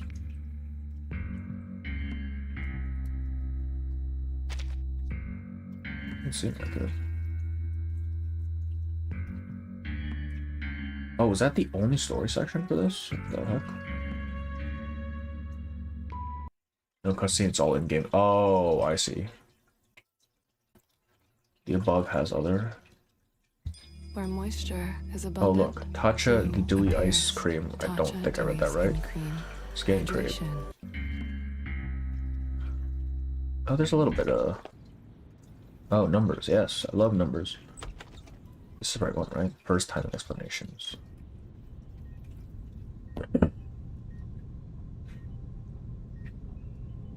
Why is this guy mogging? Holy shit. Summoning the current pre-storm. Oh. Oh, he goes play most of them. Enigma hits the death and has pocket Mr. Apple, though not a researcher himself. Always at Regulus' side, and a woman wearing a Foundation badge, then waits quietly for Ulrich to respond. Ulrich looks up from his stack of reports. Pardon. He's speaking in numbers. Wait, what caused the whole shit? I'm assuming they're gonna tell us under index story. Okay. We're already here, might as well just do it from here. For a moment, he clearly pulls a device from his pocket and recites a string of long numbers into it. After a short pause, an artificial voice speaks from the device. Sorry, Mr. Ulrich, I forgot to switch the translator on. There's a strange fox-headed character asking for you. Yeah, what is the deal with, Muse? Jesus. It's my mistake. Damn, parse got me stuck thinking in octal. I didn't realize we were using decimal. Alright, bro. Thanks. Ulrich gives a wave of his hand as if brushing the numbers away. Must be Muse 3. We're on our way. The code-speaking researcher leaves the room. Enigma, who had maintained a mocking expression through the whole scene, now sees no reason to hold back his thoughts any longer. 3 minutes. Remarkable. Thanks to your great compassion in the toy box, we're now communicating as efficiently as early primates. At this rate, we might graduate from meaningless shouting to cave paintings within a week.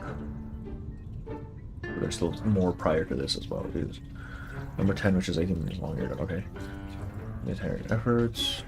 The ferrofluid flickers with irritation as he is forced once again to brush off the same accusations Enigma has been throwing at him since his return. In fact, if I haven't cracked that lock on the beach, we'd still have no clue about the toy box malfunction, let alone where this damn language disorder came from. Two researchers, who clearly have no real reason to be in the room, exchange a glance. Clearly, they'd rather be involved in this project than stop trying to communicate with colleagues who only speak in numbers and codes. Not this again. It began that fight right after they came out of the toy box. This makes it the 8th time. Just stay quiet and enjoy. Maybe if you'd focus on the actual project instead of worrying about those pieces, you could have returned the toy box before it unleashed all its miseries on the world, Mr. Pandora. Quit joking around. The language disorder is getting worse by the hour. Owen, the one who brought the message just now, still understands English, but Hannah's only been able to read Hill cipher symbols since yesterday afternoon. How can you be so sure it's not going to get worse? If you just stop wasting time on those silly simulations, we could shorten the pre-storm protocol by at least 30%. Assuming all the coded language swimming around in that glass tank of yours hasn't completely scrambled your circuits. Assuming you're capable of being useful for once rather than the only throwing out small comments. And only throwing out small comments. Another argument breaks out before he can go any further as quiet yet steady voice speaks up. Sirs. I hate to interrupt, but did you say language disorder? Oliver turns away, struggling to steady his turbulent emotions, pretending he doesn't hear Isabeth heave a regretful sigh. Correct, Miss Marcus. For the last 4 days, communication at Laplace has completely broken down. People are speaking in binary code, Morse code, even rail-fence cipher.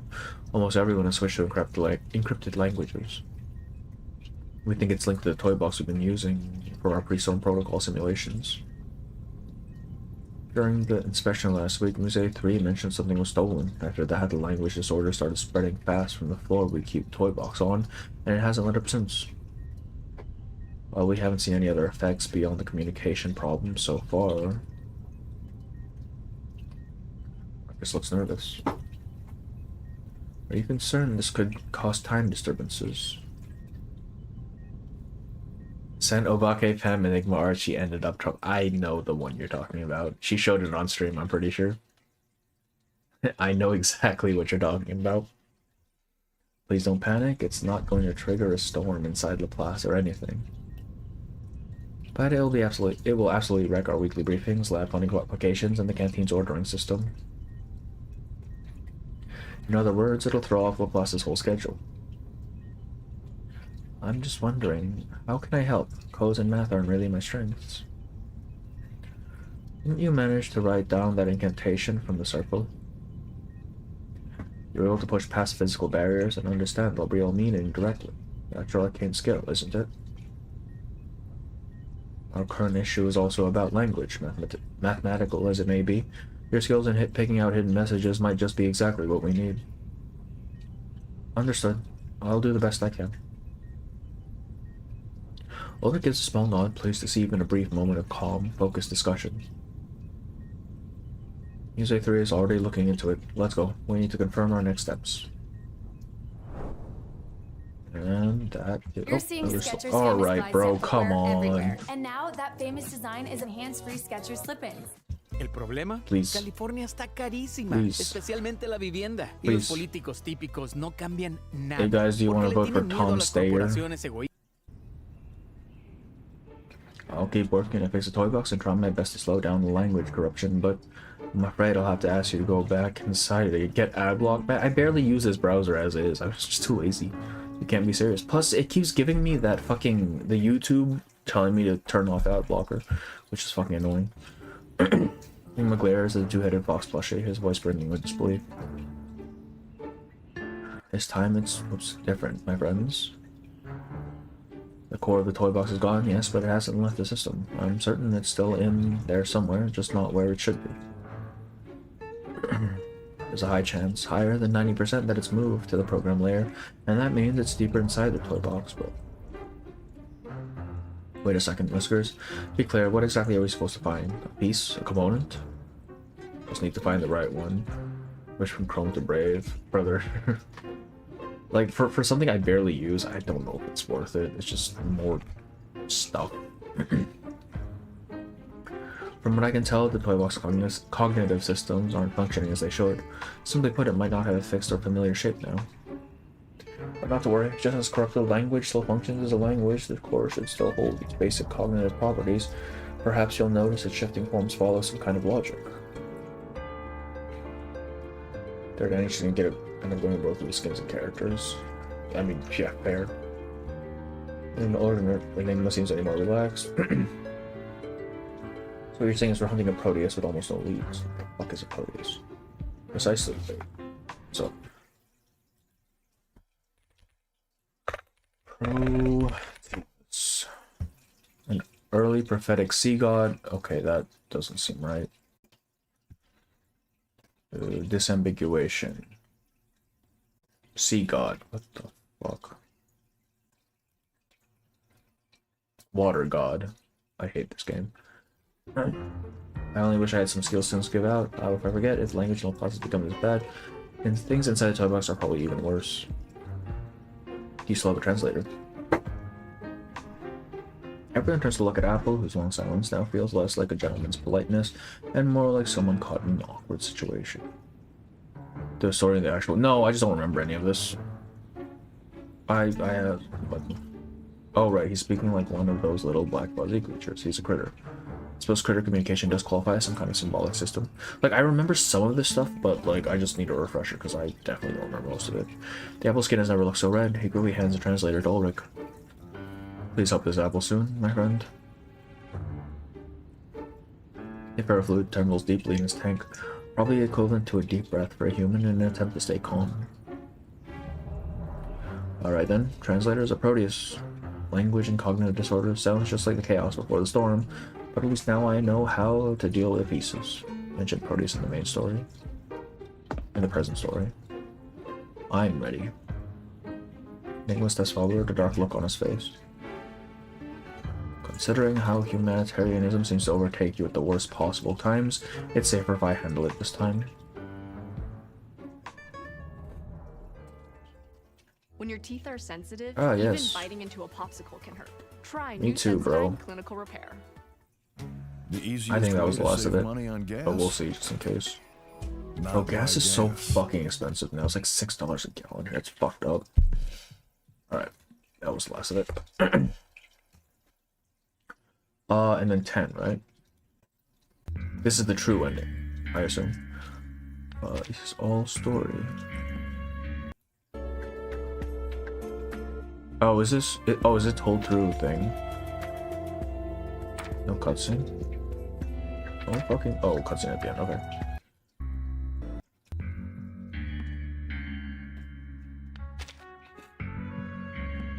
Stack overflow. Yay. Back to space makes you feel uneasy since the box arrived at La Plaza. It said something happening on top and everything. Wait, no, this is this story stuff or is this just gameplay stuff?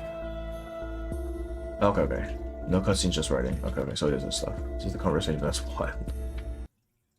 Do you any of you... I technically still play Mormons, but it's literally just logging in and doing the shit. I haven't had time. Mormons is such a big time sink. Could have things working at home, but you'll notice your overall columns and by. It's clear something's gone wrong. There's a crash out in the story. Countless critters are jumping around, but couldn't see. They left behind earlier. The glory of the carbuncle shines over their sanctuary of the sunlight in this moment, and the situation between the families and okay. At Laplace, handling critters become part of everyday life. Your team jumps to action, and let's come to full efficiency. The adventure of Laplace Reacher is quite different from what I expected. You have to visit us more often. The critters are removed from the sanctuary swiftly and with great care for procedure. Their stay was brief, less than a day inside the box. The splendor of the carbuncle disappears like a sunset fading the horizon. Yeah, they're collabing with Saya no Uto, which, Jesus Christ, I did not think, like, that's early 2000s, bro. What the hell are they doing? Order restored, you'll be planning your next steps. That's when your colleague Ulrich has a flash of inspiration. Really out of left, but I mean, thematically, I think it works because, you know, the body horror shit, but also that's like an early 2000s visual novel. What the hell? Like, what? They just pulled things out of the hat, I guess. Jesus. You can find that. What was her name again? I don't recall. She was a young woman. Meat wife, yeah, exactly. Look for someone whose name I don't even know and how to sort of fix this entire mess for us. Precisely. Seems like there's no other options left. A colleague mentions that the girl who predicted a storm in the box might feel at Laplace. Oh my gosh. Now they're at least follow, decided to give it a shot.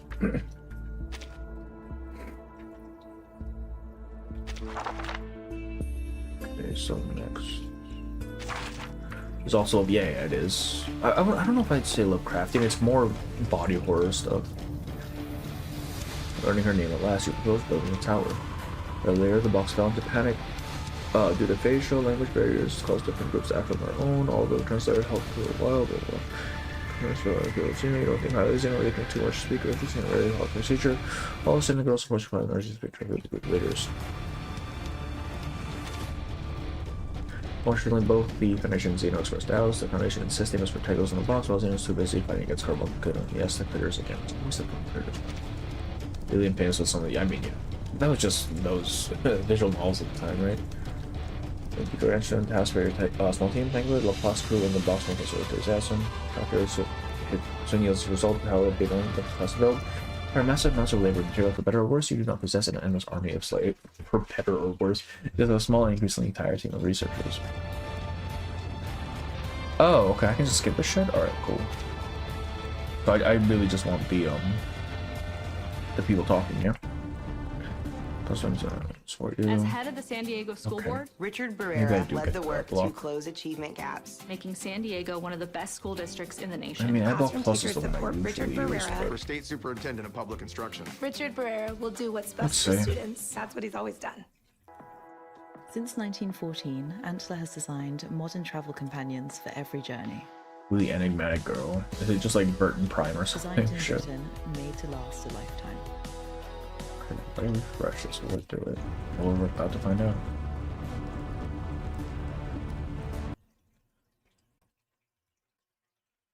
The type of safe haven to both second language tower.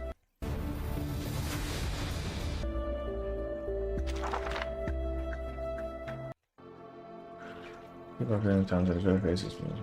We're just spreading. As you reach the Foundation members here, you spot two human affairs there. Each team preparing to head down the lowest levels of the situation. Oops, no wait, that was actually.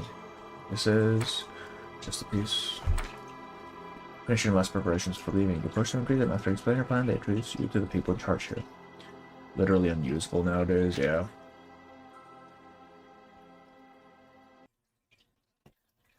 Vote for Richie, chat.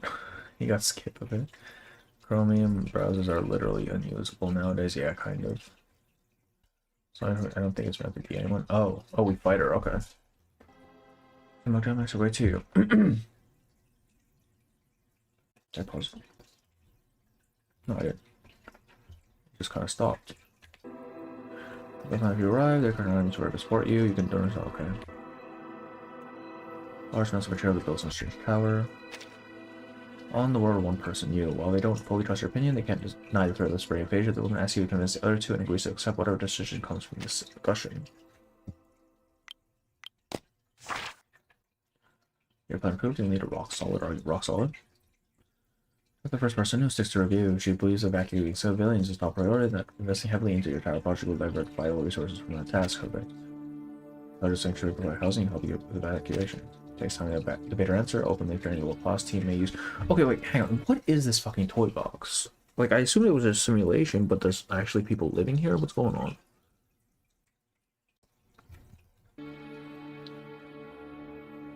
Like, how real are the threats?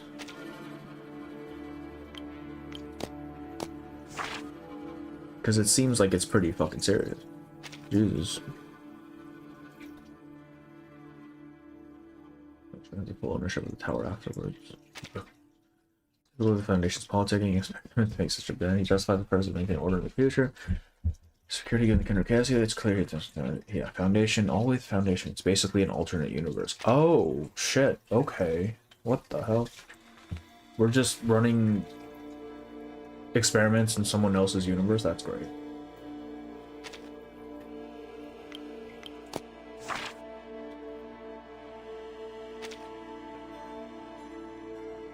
You agree. Since you're convinced and the Foundation leaders are pleased that you have reached a consensus, they are helping people out to plan as planted as in the Stars of the Tower. A simulation that has gotten too real. Alright. Half the language tower project complete. Think of plans to do something. Go to District 73 to build their tower. Simulation test pre-storm evacuation measures. In the first one, Ulrich discovers some of them are aware they are NPCs that get wiped with each test, bro. Bro. We became God. Except we're trying to build the tower.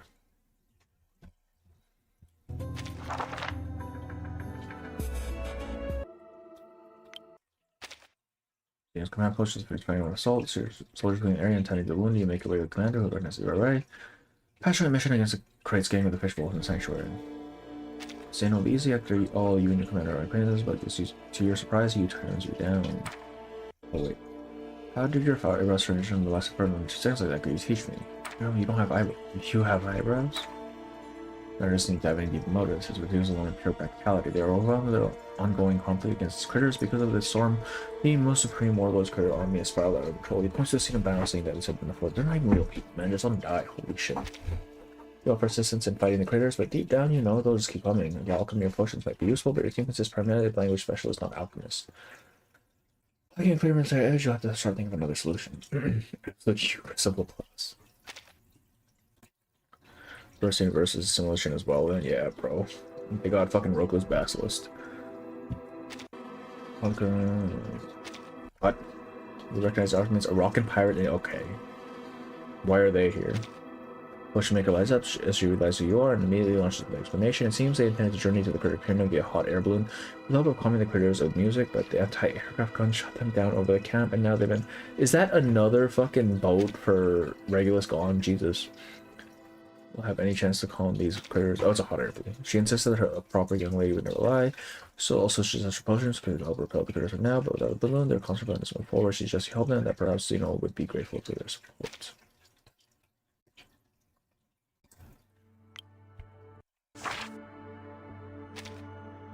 It's one potent all you actually though. Wait, so is this a case of if you die in the simulation, you die in real life, or what's the deal then? What are you sneaking around for? Are they playing thieves? That body. Sorry, I didn't mean to laugh. Rock music blasting along a pirate in the potion light. It could help you lift off in the balloon. As the sound fills the sky, you can't help but wonder if they were ever really arrested for spying at all. Potions are released over the ground, and the critters react like they just tasted the most sour lemons ever. In short order, they scatter into the distance. Storm Marlman, actually, bro. Alright, let's head back to expert situation. Guys, as the wind is in and out, Casino is out for turn to work with you. Sure, bro. Only one language tower remains. Anyone decides to investigate the most dangerous creature of the box, the edge of the earth. Going on Antarctica? What's going on? Boss invasion. Nastrum goes with me. Don't do that. Originally tasked with fighting aliens in wartime, it now sees everyone as an enemy. What the fuck? We're killing this dude. Man, this is just boss fight. There's probably nothing here.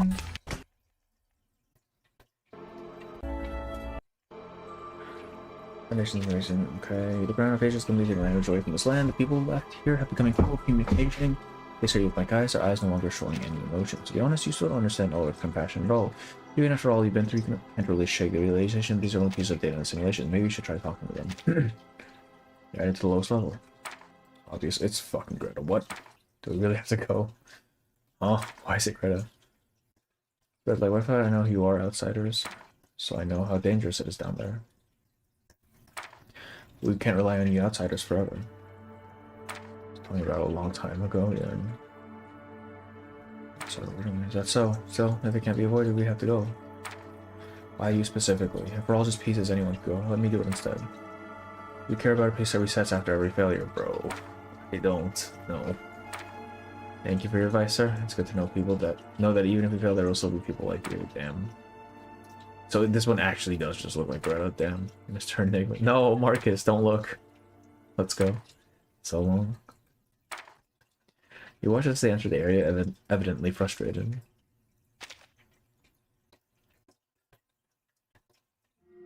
Fuck, bro. To the earth.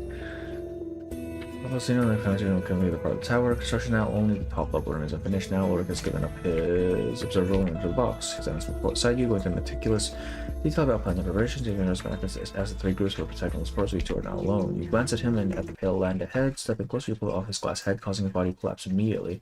His mouth keeps moving, shifting from confusion and anger, and finally to a string of loud insults. Normally, you'd argue back, but this time you hold back because you're heading somewhere where language can't reach. You decide to listen while you still have the chance. You set his head aside and walk in alone. Maybe the investigation team was right. Whether the last time or next time you take the same action, you need to install translators at 3 points to protect yourself from the page at the tower sites. That's why. Oh, Isabeth told Marcus will last, right? Goddamn.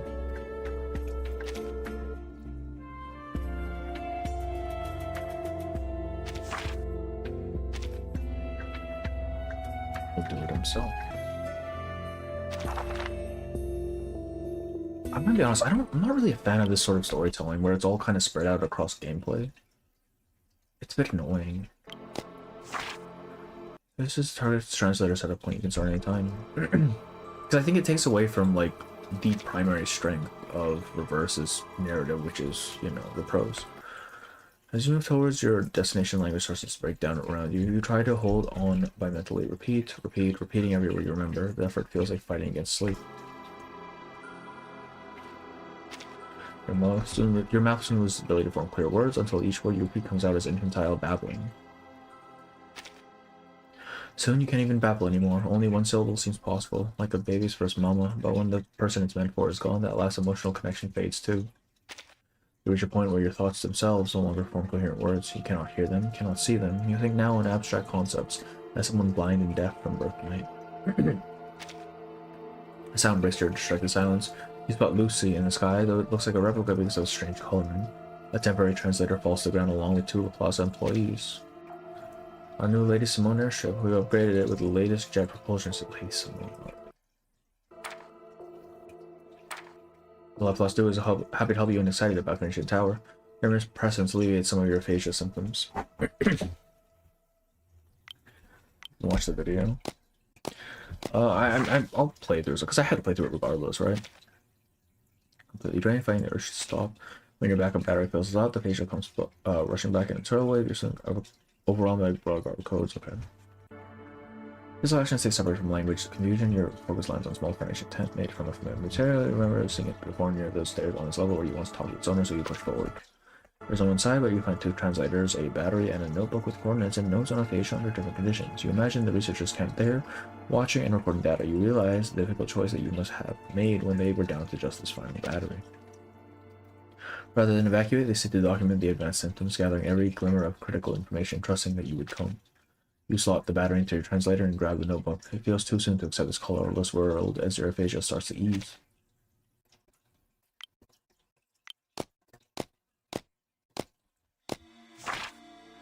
This is your target translator setup point. You can start. Alone you move through the pure white surroundings towards your destination. Language itself erased from this pure whiteness.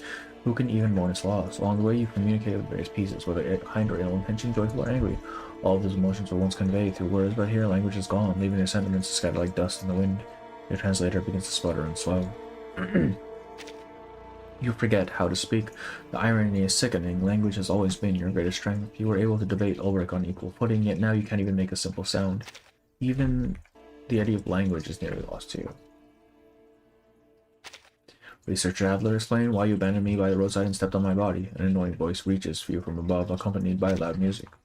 Looking up, you see a hot air balloon come down. Marcus holds a glass head, accompanied by the potion maker and the lunatic of a rockin' pirate. Lunatic, yeah, right. Maybe you should have thrown his glass head a bit further away. The musings in your head form into coherent thoughts again as the balloon lands. They hand you a new translator and help set up the base station. Zeno can't offer direct help except to provide the fuel needed for the pirate's hot air balloon. Your worthy companions can use it to find you wherever you roam, but they believe in the strength of teamwork over individual effort. As your aphasia declines, you're able to last speak the words, "Thank you." It was damn it. All translators have been set up. It's time to build the last language tower.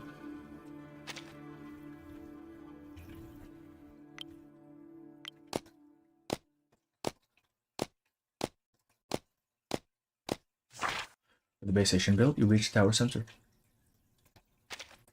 The supplies have arrived. You just need to wait a short while longer. Tomorrow is the rerun. Wait, what's the rerun this time around? 2.5? No, right? The toolbox continues to amaze you. You once wondered how 3 Blues managed to build such a tall tower so quickly. Watching the process now, it seems the construction has been sped up 100 times, completed in no time. 2.5. Oh shit, okay. Fuck me, man. There was a video I wanted to make. I didn't think we'd get to rerun this. Cause in the original on China, they didn't get 2.5 with this particular event, did they? I thought they skipped over it. Shit. Okay. I need to get videos done. Holy shit. Once the final block is placed, the language becomes unified throughout the entire box. When all people celebrate, you're left with mixed feelings that you can finally relax. Somewhere hidden from view, a crow flies deeper into the unknown. The crow being fucking Ludwig, I assume.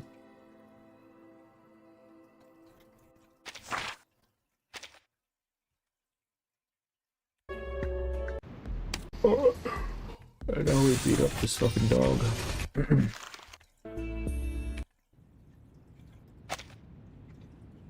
Oh, so it actually... Okay. Because I feel like... Huh. Okay. I must have been mistaken then, because the first time this came about on China side, I had heard that they didn't actually do a 2.5 rerun with it, but I guess I was wrong. Yeah, I had Ludwig, so yeah, that's what I figured. They actually pulled it off. Thought they'd fail and seal it away. Next time I'll need to be more subtle with clues. Now then, how should I explain this in my report to Lorenz? X, what the fuck are you doing, bro? What is Lorenz even planning, man? Jesus. What is their whole role here? You cross every inch of this box world, searching for a true solution. Well done, you found it.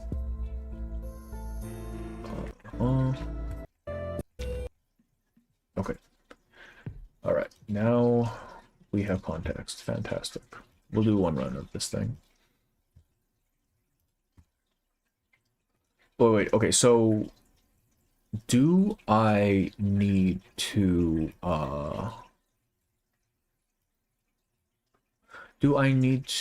actually play the mode?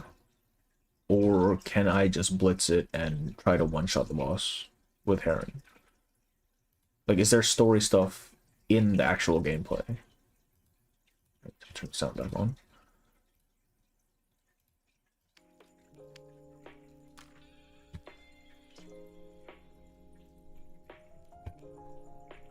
Okay.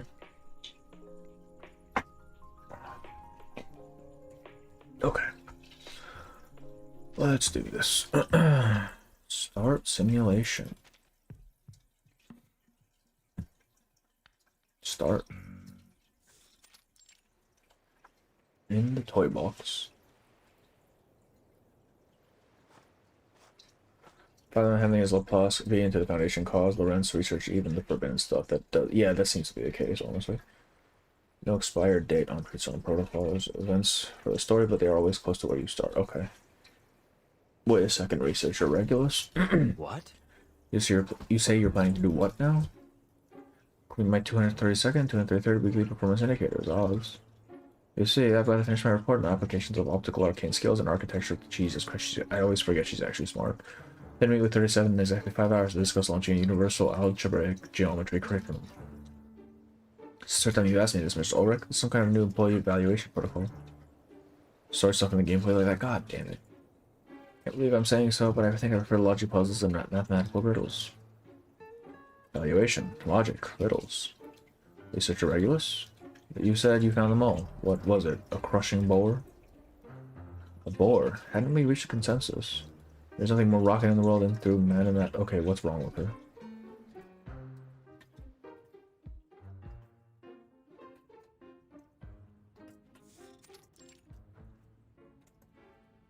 The report is nearly complete. Only the final line of conclusion remains blank. Agitated, the ferro fluid inside his head flickers rapidly. He picks up his pen and sets it down again. Mr. Ulrich. The cheerful young man pushes the door open and enters with light steps, realizing too late that he's interrupted Ulrich's train of thought. Sorry, are you busy? I can come back later. No. I've been staring at this pile of paper long enough. Perhaps if I leave it alone long enough, it'll absorb some part of my arcane energy and become an awaken that can write itself. X blinks with interest. On that particular topic, I think I remember someone in the biotechnology team once tried to create an awaken that was entirely devoted to loving work, but they abandoned the project after concluding that you were already the prime specimen. Alright, bro. I personally recommend exercising judicious foresight before reviving that particular study, especially considering you, Mr. Ulrich, it could trigger some extremely complex ethical questions between awakened. Still, I empathize with the sentiment. Is the pre-storm research hitting a wall? You could say that, but I'm not authorized to say more. I hope you understand. Oh, actually that's precisely why I'm here. I'm joining your team, so you don't need to dissemble any secrets from me. My application? X hands him the document. Pre-storm wandering device, interactive communication system follow-up research. That's right. While you were in Antarctica, Medicine Pocket and I gave the toy box a little version upgrade. You can now pick up items other players drop during their runs, and it lets everyone share gameplay strategies. Hey, this is a research project, not some entertainment facility you can patch whenever you feel like it. Of course, so I'm going to rephrase. Out of rigorous scientific methodology and the goal of improving device efficiency, the system allows testers to contribute sample data during their personal recreation time. Anyway, I think this interactive system has real potential and merits further investigation. That's why I submitted a collaboration proposal to Mr. Enigma, and it's already been approved. So what's going on with your pre-storm research? After I got back from Antarctica, I checked the interior of the toy box. Since the language model tower was finished, things have changed in there. Ulrich slides a report across the table towards X. In recent simulations, a complete storm response protocol is formed within the pre-storm monitoring device, capable of efficiently executing risk prevention and preliminary response measures with 0 casualties. During the observation period, with no external interference, the success rate for weathering the storm within the device has reached 100%. The data looks impeccable. Shapeshifting seal others average while he was a seal. Yeah, I looked it up. I didn't really know what the correlation was, though. This report should be thorough enough to capture the attention of the higher-ups. What's still bothering you? The Raven, Ludwig's piece, established a new order inside, and everyone else's thinking seems to have been influenced by the new order in the language tower. You imagine, I encountered Regulus who loved mathematics instead of Dr. Papper, a Windsong who abandoned the study of ley lines to focus on arcane material research, and a Medicine Pocket who hadn't chewed through a single piece of lab equipment.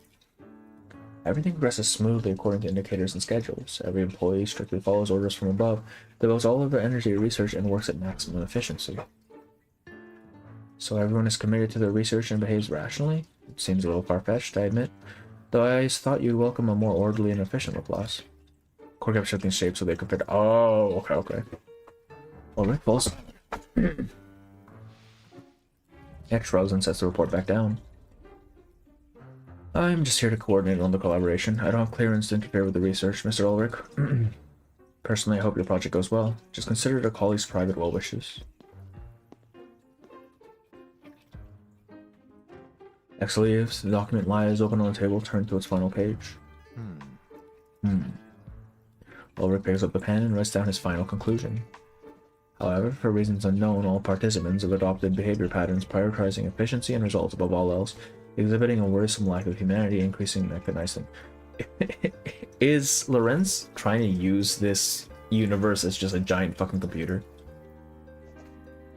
With all of the people inside his logic units? Is that what's going on? In conclusion, immediate implementation of this pre-storm protocol is not recommended. The feasibility of this protocol requires further evaluation. People are actually working on... Yeah, I gotta wonder how Laplace functions, man. It just seems like there's always a crisis. Like, how do they get any goddamn work done? Absolutely, we'll find out how the real Ludwig thinks. Isn't Ludwig supposed to be dead? Wasn't he murdered in Alepht's character story?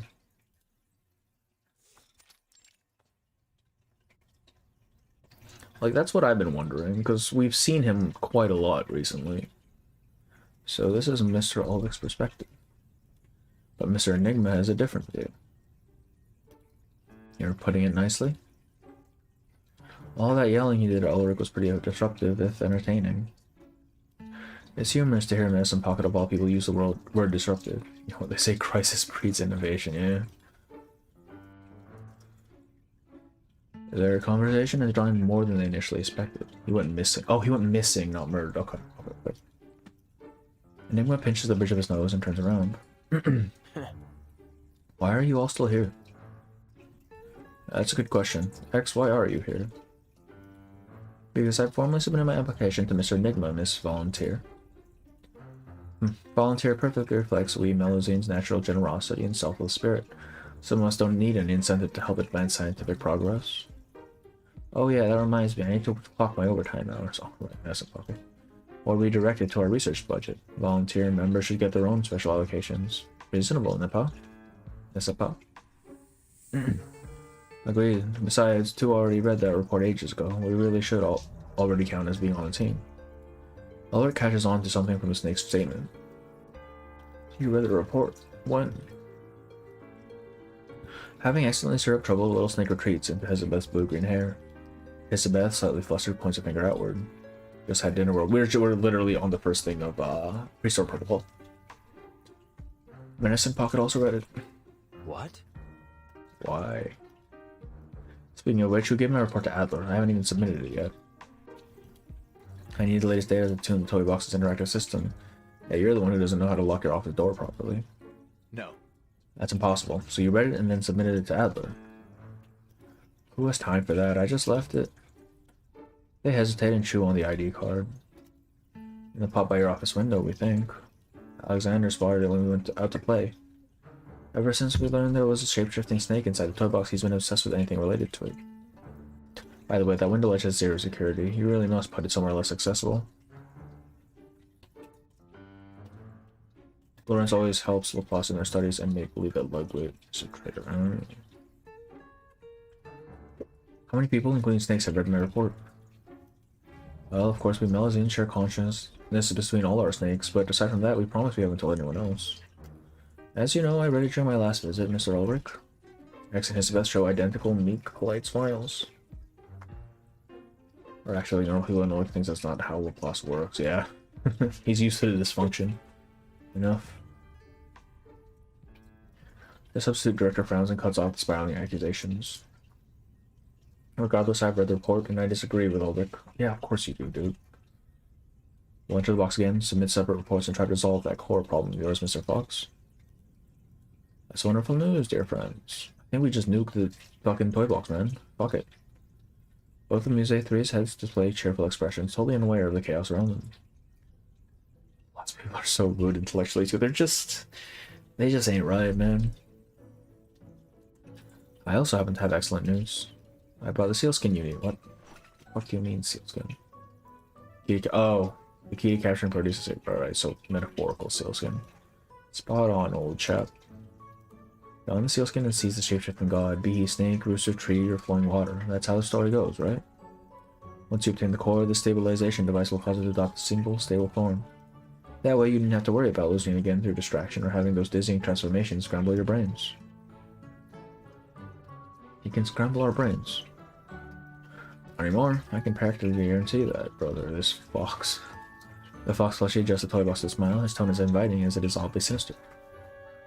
So, friends, who'd like to do the honors?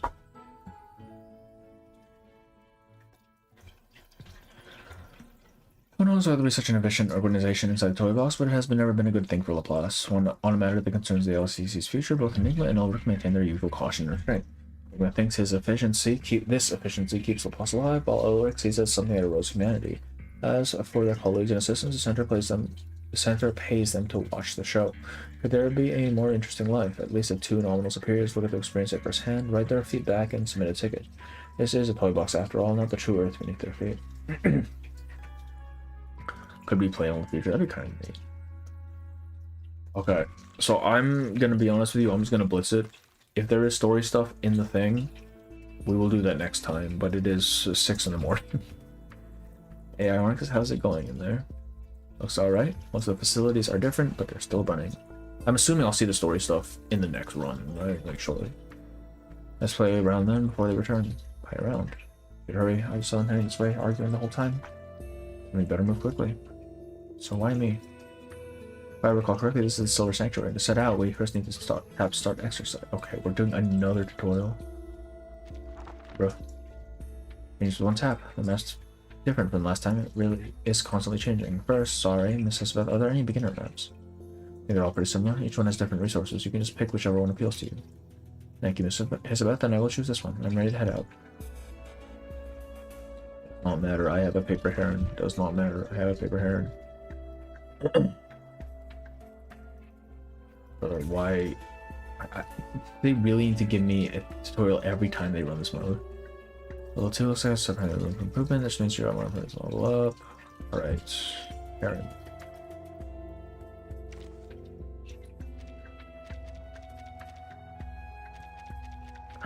What the fuck is the heron thing? It's you. You. Oh, wait, no. And Lee's position actually matters, doesn't it?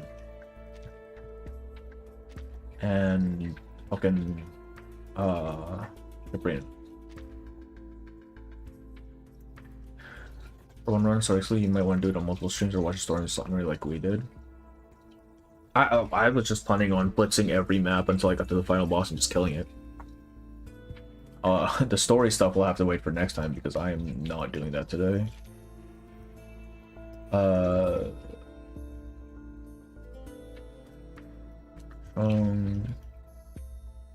The baby and the other baby.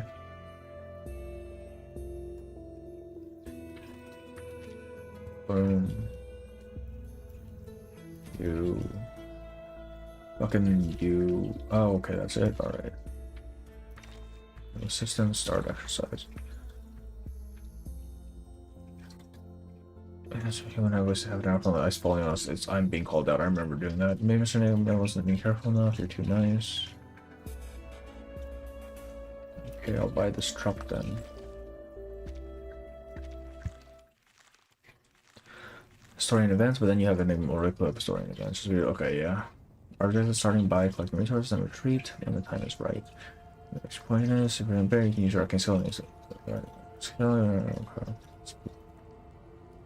Fires in the suitcase. Alright. Alright, this is not going as I need to fire. That's fine, nothing exploded. So I just can't take something along. I don't think she was kidding. Alright, we do not care about this. We are going straight for the win. Where is the exit? We don't actually see the fucking exit, do we? Sound just cut. No, we're back. Oh, it's proximity based, I see. Here, we go here.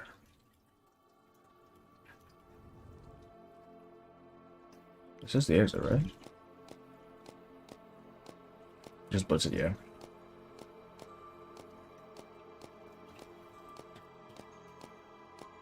Alright, we're fighting them. Actually, we can just retreat. Oh, no. No, gotta fight.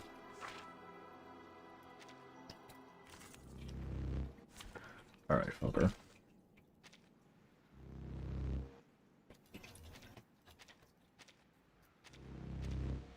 Oh, 5. Fuck me. Alright, who would be a 5th unit for this? Wait. Wrong. Your humble Taoist at your service. Just, No, butter page.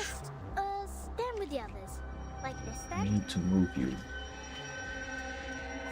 My flutter page fits anywhere. Так ярко и тепло. Don't take it on step.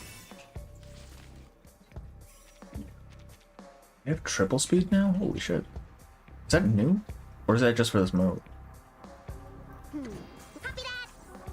It's what I'm good at. Ah, an interesting one. Wool with glossed silk. All 5 characters within no problems. Yeah, I figure paper herring will just nuke everything, so I just went with that. Yeah, there you go, look at that. They're all dead. That one even has The storm is in this box just as cool as the one outside, but here hard work is always rewarded, and that alone makes it worthwhile in almost all other pursuits. Yay, we got stuff. Bro. Please. What are we? Fucking inspiration? Yeah. Alright, cool you as well then.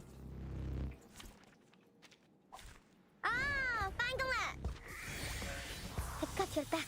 Don't take it on step. Ah, or maybe just another shift. Easy, lah. Need more support for this team, I guess, but it shouldn't matter anyway. Just yeah. Oh, I'm more concerned about the final boss because I know that one's kind of tanky. Like the base enemies who give us fuck, right? Extra action seeing if it's over, but it takes a long time to resolve. Yeah, I mean extra action in general takes a long time to resolve. Jeez.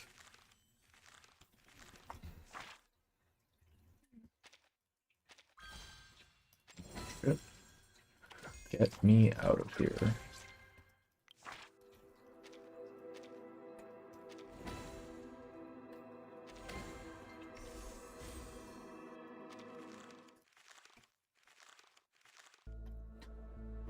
This is why it's a toolbox, still we have to fight them off. We can weaken them in several ways. Yeah. We suffered last time, that was intentional. I don't think that's very nice. To optimize this time, check out the milestone board. We're going to be working late nights here, but at least it'll pay off. Oh, is it like an actual skill tree? God.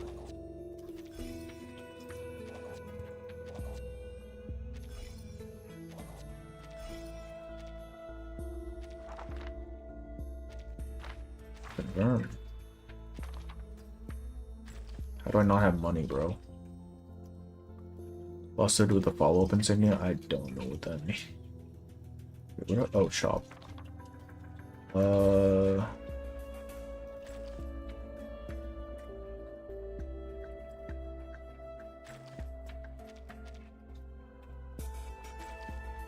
This one I feel like I should keep, right?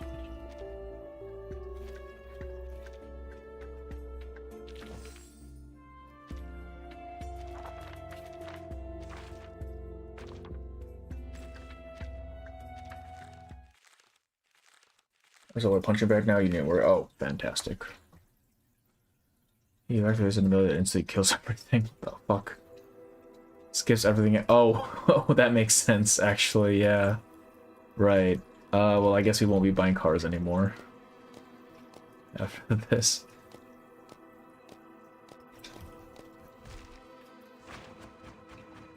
Sure, I'll loot it. I didn't click on that, but sure, bro. God damn it, it's always the fight, bro.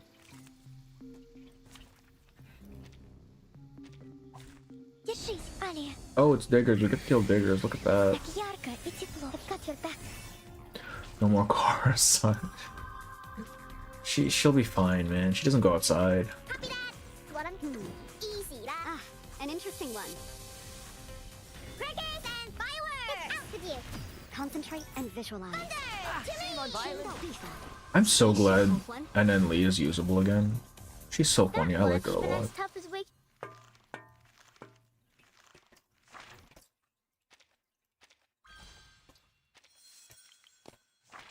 Get me out of here.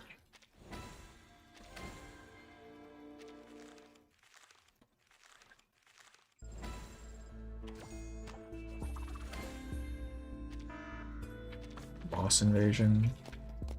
If we kill him now, can we just not have to bother with it later? Oh wait. Oh, I see. This is like a shortened version of it. Right, because it's, you know, it's a tutorial. Oh, they let you use anyone. Wait, okay, I see. Well, we're still gonna use Harrington. There's Anna Lee, and I really need to make use of that goddamn star system. Or favorite system, whatever, the paperclip. Who is the last one for this kid right now? Oh, Patutu. So many people here. Feels like trade season again. Fortunately, my needle hasn't dulled a bit. So how you chose Dynamo stuff, which overrides the one thing that Pepper has. That really hard, but wait, again, oh, wait, how did I get Dynamo? Oh, is it the gadgets? God damn it. We're doing, we're doing a Ray, team again, don't worry. Totally on purpose, bro, trust. All strong miss malfunctions, which are very tanky and are low, and then we can just bypass. Oh, because he just insta-kills everything. Shit, bro. Yes. You'll love to see it. Alright, that was a tutorial. Oh no, it wasn't. Was it? Sorry's on, but we can apparently held on to the end. We killed him. We did it.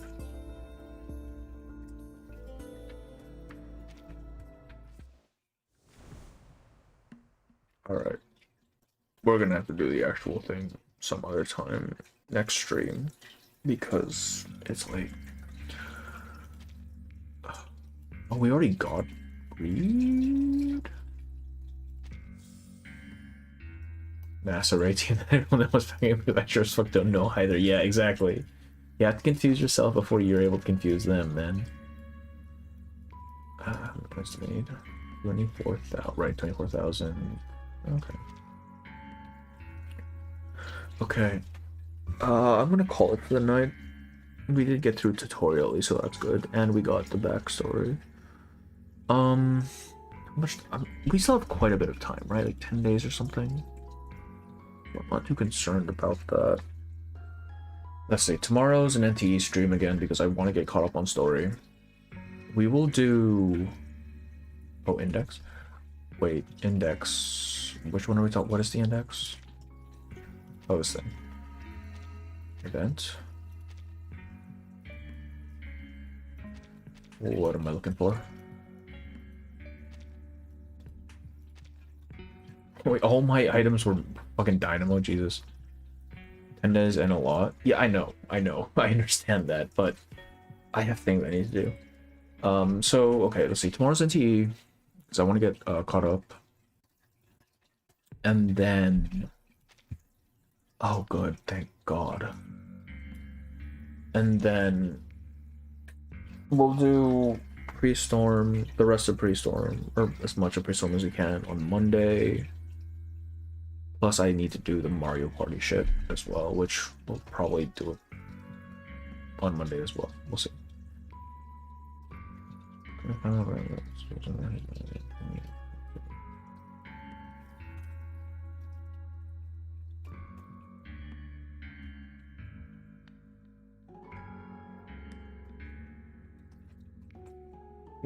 Sidebox and Serum Bay. Make heart plays present. Nothing. Enigma. First, not much chaos. There's a boss world, so there's a world. That's not good. Once per Sunday. Language tower.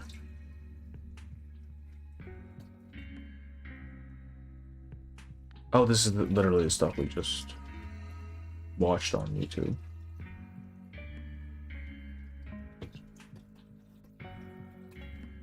Your schedule is packed with gacha games now. Yeah, man, I'm trying to, you know, throw stuff at a wall and see what sticks.